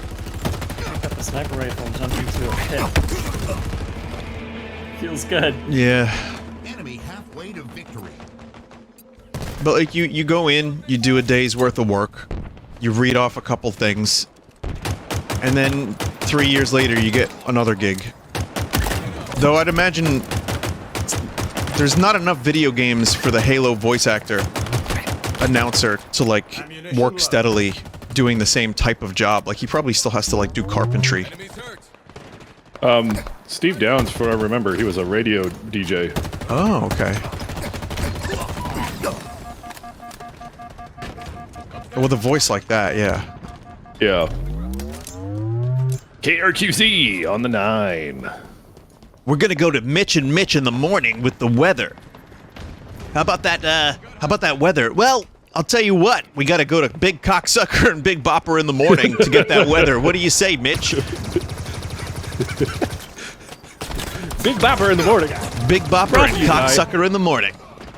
Brought to you by Mutual of Omaha. Brought to you by Duncan, Idaho.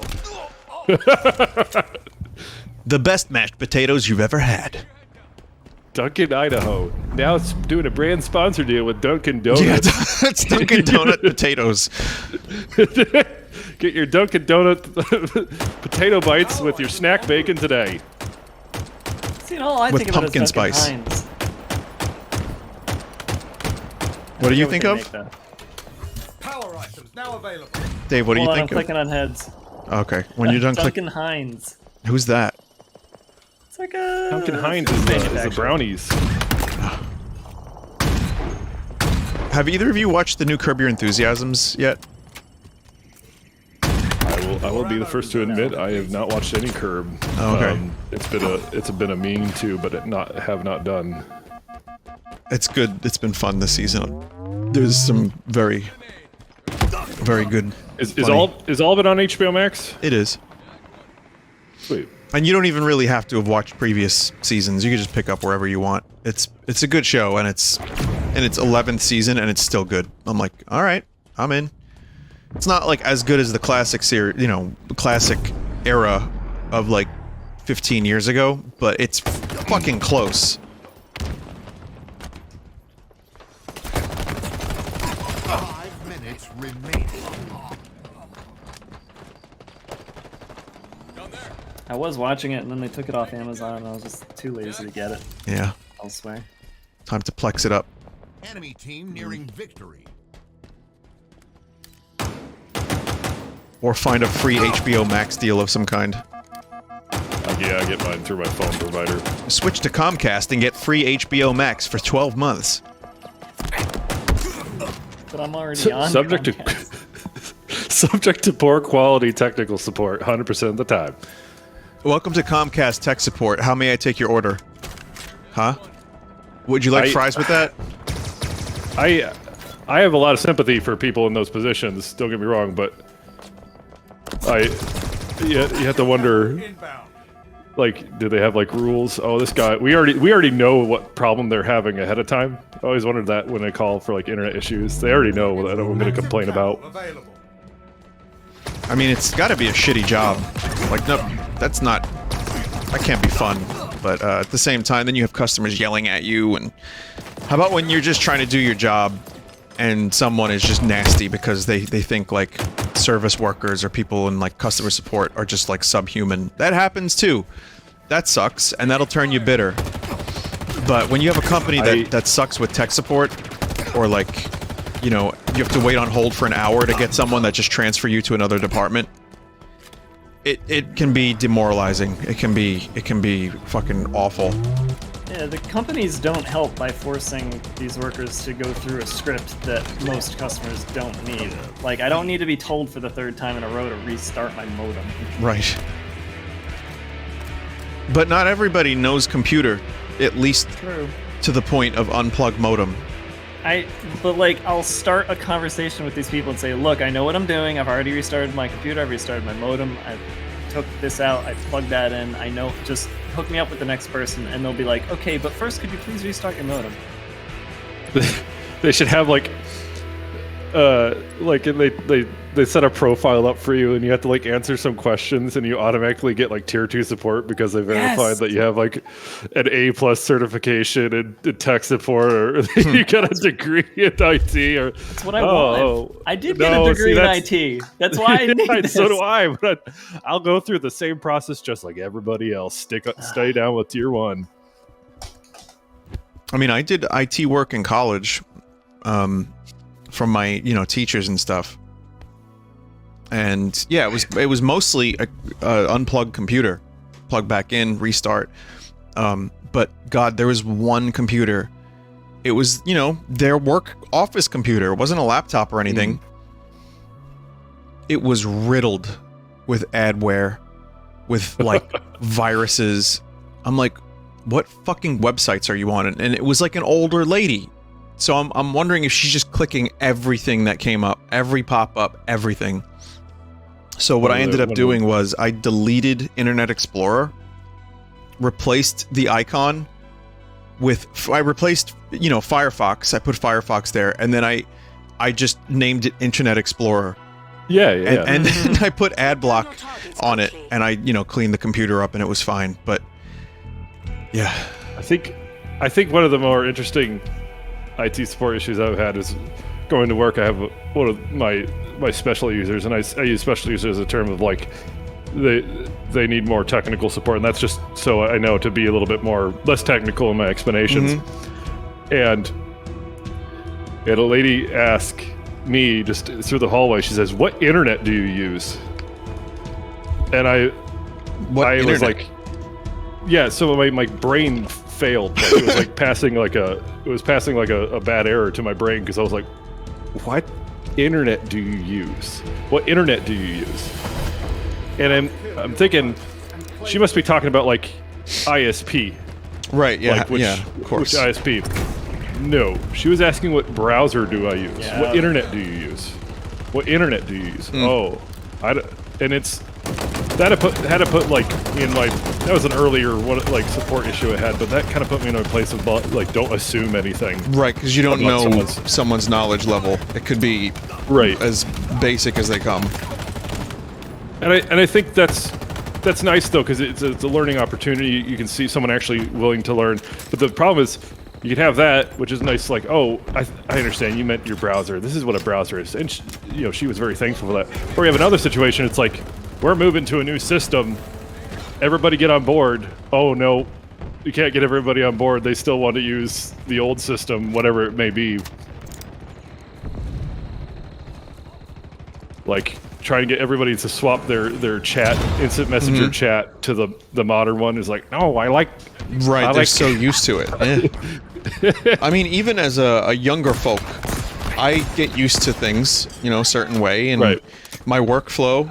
I mean, you adapt to different workflows depending on like your OS or whatever. Like, even my stream setup. That's why I used XSplit for so long, and still do when I'm streaming. Is it makes sense to me? I've used it for years. It does what it has to do. But Yeah, a lot of those people that I did work for, like when I installed Firefox with ad block on, they were like, I don't understand this. I'm like, it's the same thing. Here's how, and I'll show you. And I was kind. I was very... People liked me. But, you know, it was often very silly problems that, you know, required a restart or explanations that just fell upon deaf ears. So... My main thing, you know, especially since I work in IT, is my main thing is like I'm a huge like proponent of getting rid of printing conceptually. Right, Like printers. we don't need to print anymore. No, we Well, don't. just like you, what? And someone's like, I constantly print out my notes for the day, every day. I'm like, you have a tablet. Sure. Why do you need paper? And I just like to be able to handwrite on it. I'm thinking that's 10 cents a sheet every day for, you know, past 10 years. That adds up. And I have to explain to them like, well, you're printing out in color. That's going to cost more than that. They didn't stop, but when you try to break it down, it's like this is costing us money. You usually can win over most people like, oh, it's the cost. Okay. But yeah, I joke about throwing our printers into the lake more often than I like. I mean, understandable. Yeah, we don't, at this point, we really don't need to print out a lot of stuff. And yeah, if it's just familiarity, then there's possible alternatives that it's at least good to inform them that there's an alternative. Like, hey, you can just write, you know, you can type it up. You can find a way to, like, type in the margins, maybe? When you do your note taken for whatever, are you a handwriter or do you type it into your phone or what? Like, what's your workflow for that? Both. I use Google Docs for lyrics when I'm out. That way, if I have a lyric, I can go directly into the song and just... I always have it. I always have it. And it's the most updated version. I use Google Docs for games. Like if I have ideas for like games I want to play that I don't remember. But when I write notes based on like fixes for songs, like say before I go to the studio today, I'm listening to a mix, which is actually happening. I have a notebook. It's a small one. I got it from Newegg for free. Thank you, Newegg. And I write on that piece of paper all the little changes I want to have, and then when I go to the studio, I read them to Joe.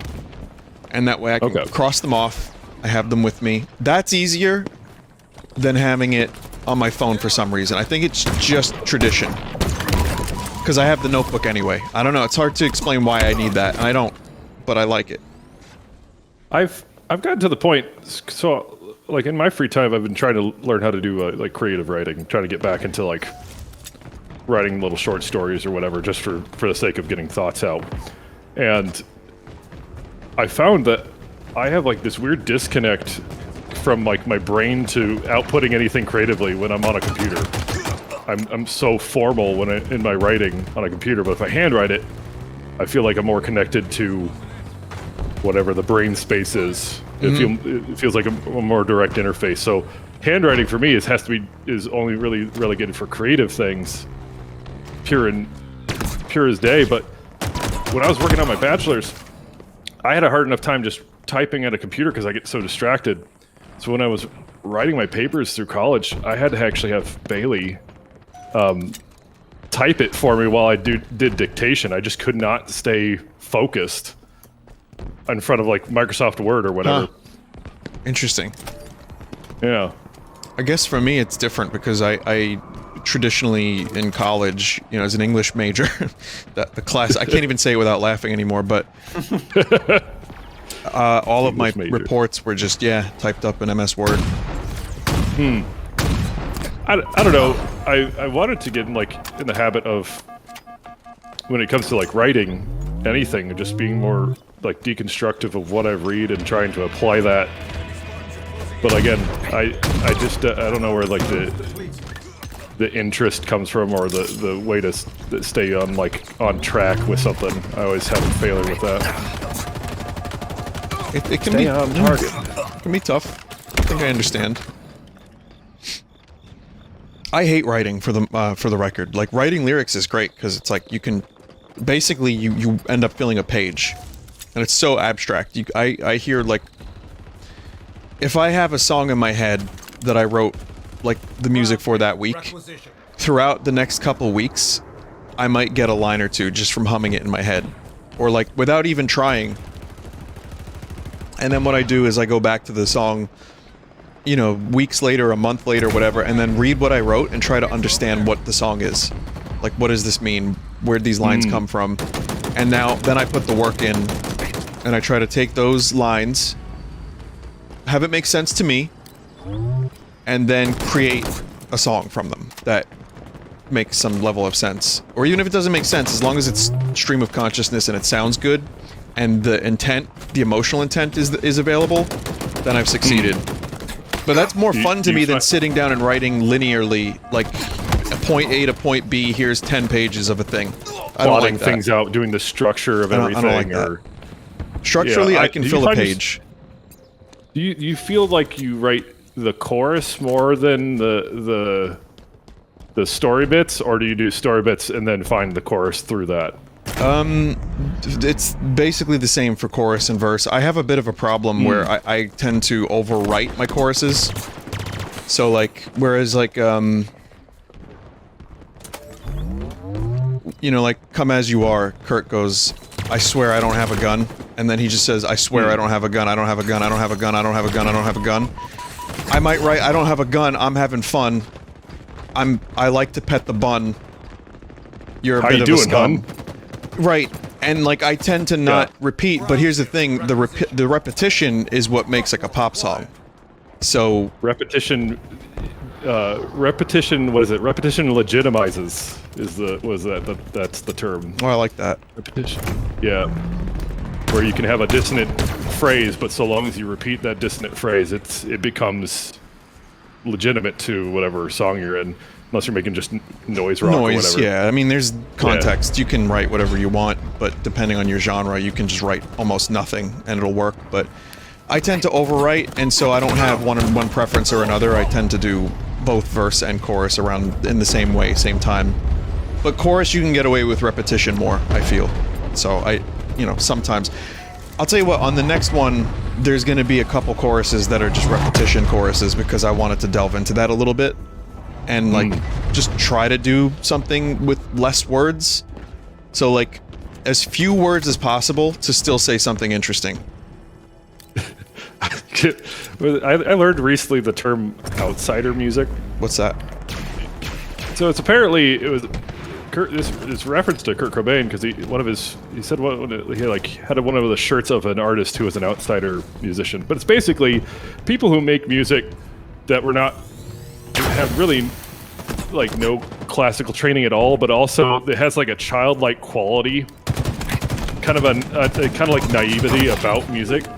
So it's more raw and pure. I'd have to look up some examples, but Kurt Cobain wore a shirt of one of these outsider artists, and if you listen, You know, which artist do you know? I'd have to look it up. I'll share it with you later. Yeah, let me know. The individual's first name is Daniel, but he wore the shirts off of one of the cassette albums that this guy released. I see.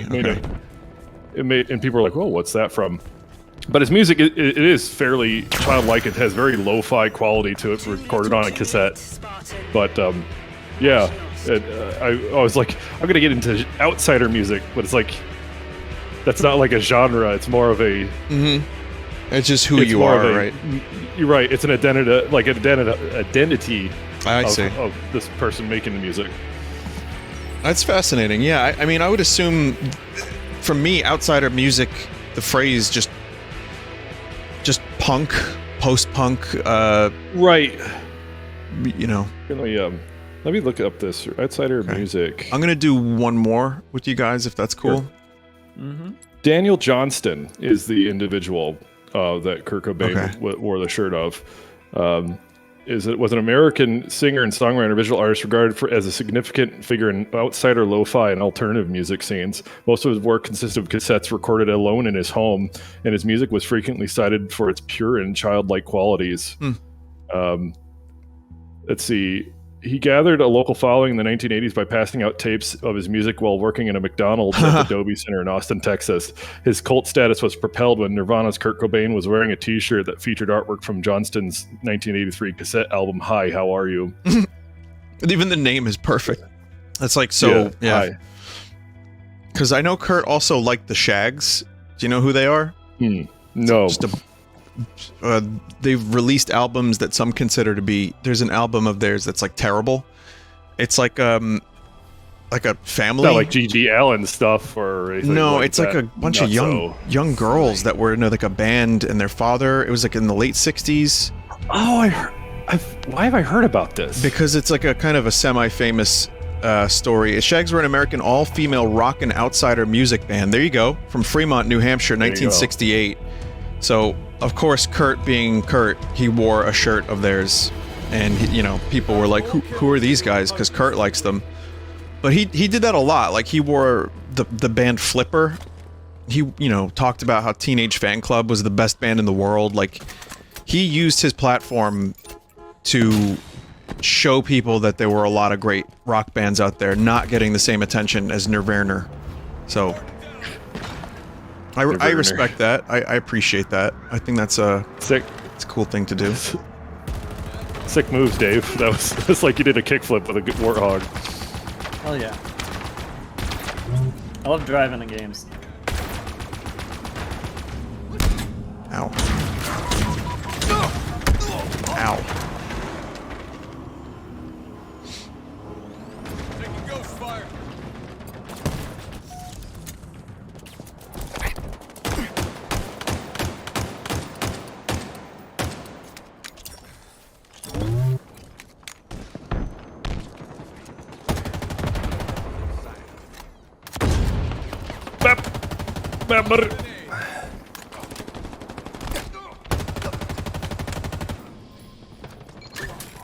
Watch my back. I just heard a wolf howl. What? I wonder how much you have to pay for that wolf howl. See, I'm just cynical. Even if that's not the case at all, like, all of these games have so many things that you have to purchase. I just get, like, so cynical to it. I heard a crow. Yeah, I recently played the beta of this Korean action RPG in the vein of like Diablo, and it's kind of MMO-y also. It's an MMO, let's be honest. And it's called Lost Ark, and Amazon's producing it. And for the States. And I was told that the monetization in it was toned down for the West. And I was playing it, and you can get pets in the game, as you can in many of these kind of free... is it free? I don't really think you had to pay money for it. I'm not sure. And your pets just kind of walk around and follow you, but they can give you buffs. But if you want to get buffs, you have to pay like $1.99 for the buff, but the buff is limited time. So you got to keep refilling the buff on your pet.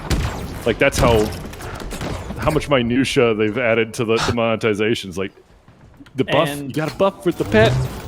So the thing about timed monetizations is that that's as old as what's it called? The side-scrolling RTS. Do you remember what I'm talking about? Like turn-based Worms.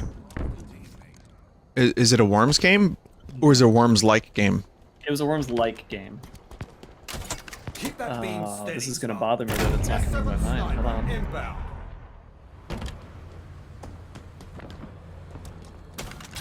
Gunbound. Oh yeah, I remember that. I didn't play it, but I remember it. Timed microtransactional bullshit. And Lost Ark having that is like trying to bring it back, and that's another thing I despise, is anything that's timed. Well, I guess that's the same as FOMO, isn't it? Yeah, it is. It's just in a different way, and sadly, it is kind of predatory on certain personality types, and Well, I don't know, and I'm not here to like complain about the ethics of like gambling or whatever. Yeah, no, and same here. I mean, I say that as that was almost like in passing. You know what I mean? Like, I don't want to wax philosophical about stuff I know very little about. Right. I've just been noticing like a supreme amount of advertising for like sports betting recently. Just everywhere, absolutely everywhere. Seeing it on buses and everything. Power items now available. And I guess Iowa, like where I live, just recently legalized it. Like it's allowed to be used or done in the States or whatever. But I don't You're know. quite lethal. You see it like the actual like sports betting. That's something as old as time, really. But do you see like sports betting stuff Like for more? like, esports? Is that a thing? People are doing that? I wouldn't. I mean, why wouldn't you? Of course, You know? no. I mean, but I wonder if that's promoted more officially than we know of it, because I'm not aware of such things. Yeah, I was curious of like, did it enter the space in it? I haven't seen a game that actively like had it within the systems in the game. Like, Right. oh, you can make bets with your player coin or whatever. No, I'm not aware of that, like but that. I'm wondering what kind of, if there will be any regulations against that, or if there are now, based on, previous controversies with in-game monetization. But I mean, I wouldn't be surprised. That seems like a logical next step. And the result of what we have now in regards to monetization of video games is really just kind of the best of what they're not allowed to do and what consumers absolutely rail against. But if we let them, Enemy halfway to victory. you'd be able to buy, like triple power for 4 hours for like $59.99, and people would buy it. That's yours, Dave. I'll protect you. Oh, okay. Grinded the rail of the gray line in between what a consumer will just accept and completely detest. Yeah. Yeah. Yeah. We grab this intercept. Power items now available. Where did the enemy go? I don't know, but we're losing by a lot, so. You're camping. Camping. Got some snipers.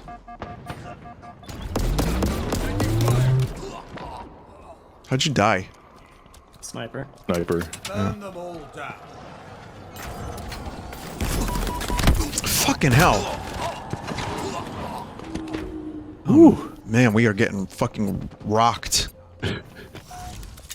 Like a hurricane, Burbadur. Burbadur is like my favorite lyric. Like Burbadur. Yeah, when they were writing that song. I have a really bad habit of, if I don't understand the lyrics of a song that I enjoy because I don't care to look it up, I will just fill it with absolute nonsense. Herpers Yeah, and they are derpers. camping. Yeah. No, herps, derps, and diddly doos, and yeah. Well, that's how you, when I'm in the studio and we're jamming and making new songs, lyrics are herpa-derp dirdly derp until it becomes words. So.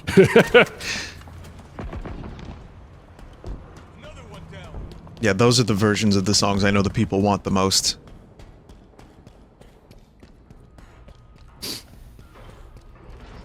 Release the Derp album. Yeah. Release the Derp Deluxe. The derp cut. Oh, for fuck's sake. Man. They're under us. They're close. Enemies on me.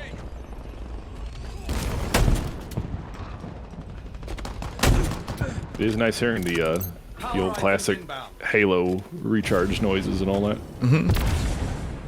Yeah, there's a nostalgia button being pressed here. For sure. Power items on the field. Taking damage.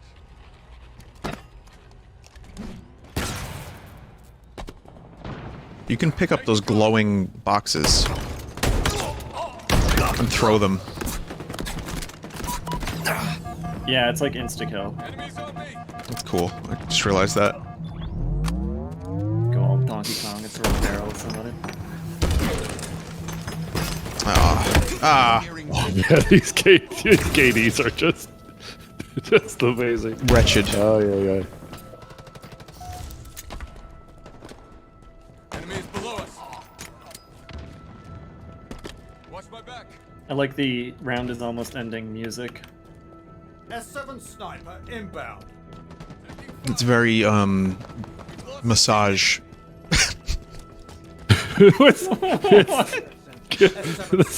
is what I want to hear when I'm getting A massage. Yeah. Dynamo Yeah, grenades from acquired. Vinesauce.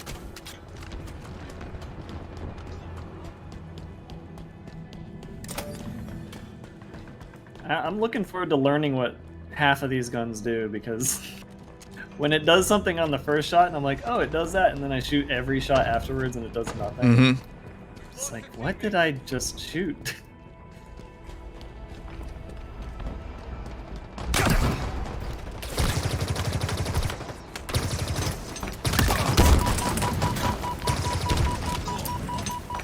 There's a really good gun right here, Vinny. That I dropped. Oh my god.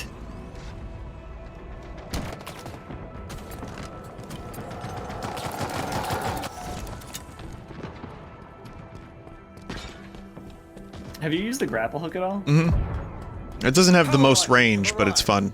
It can really help. I think the robot said something like, "We fly now." Oh god. Oh god.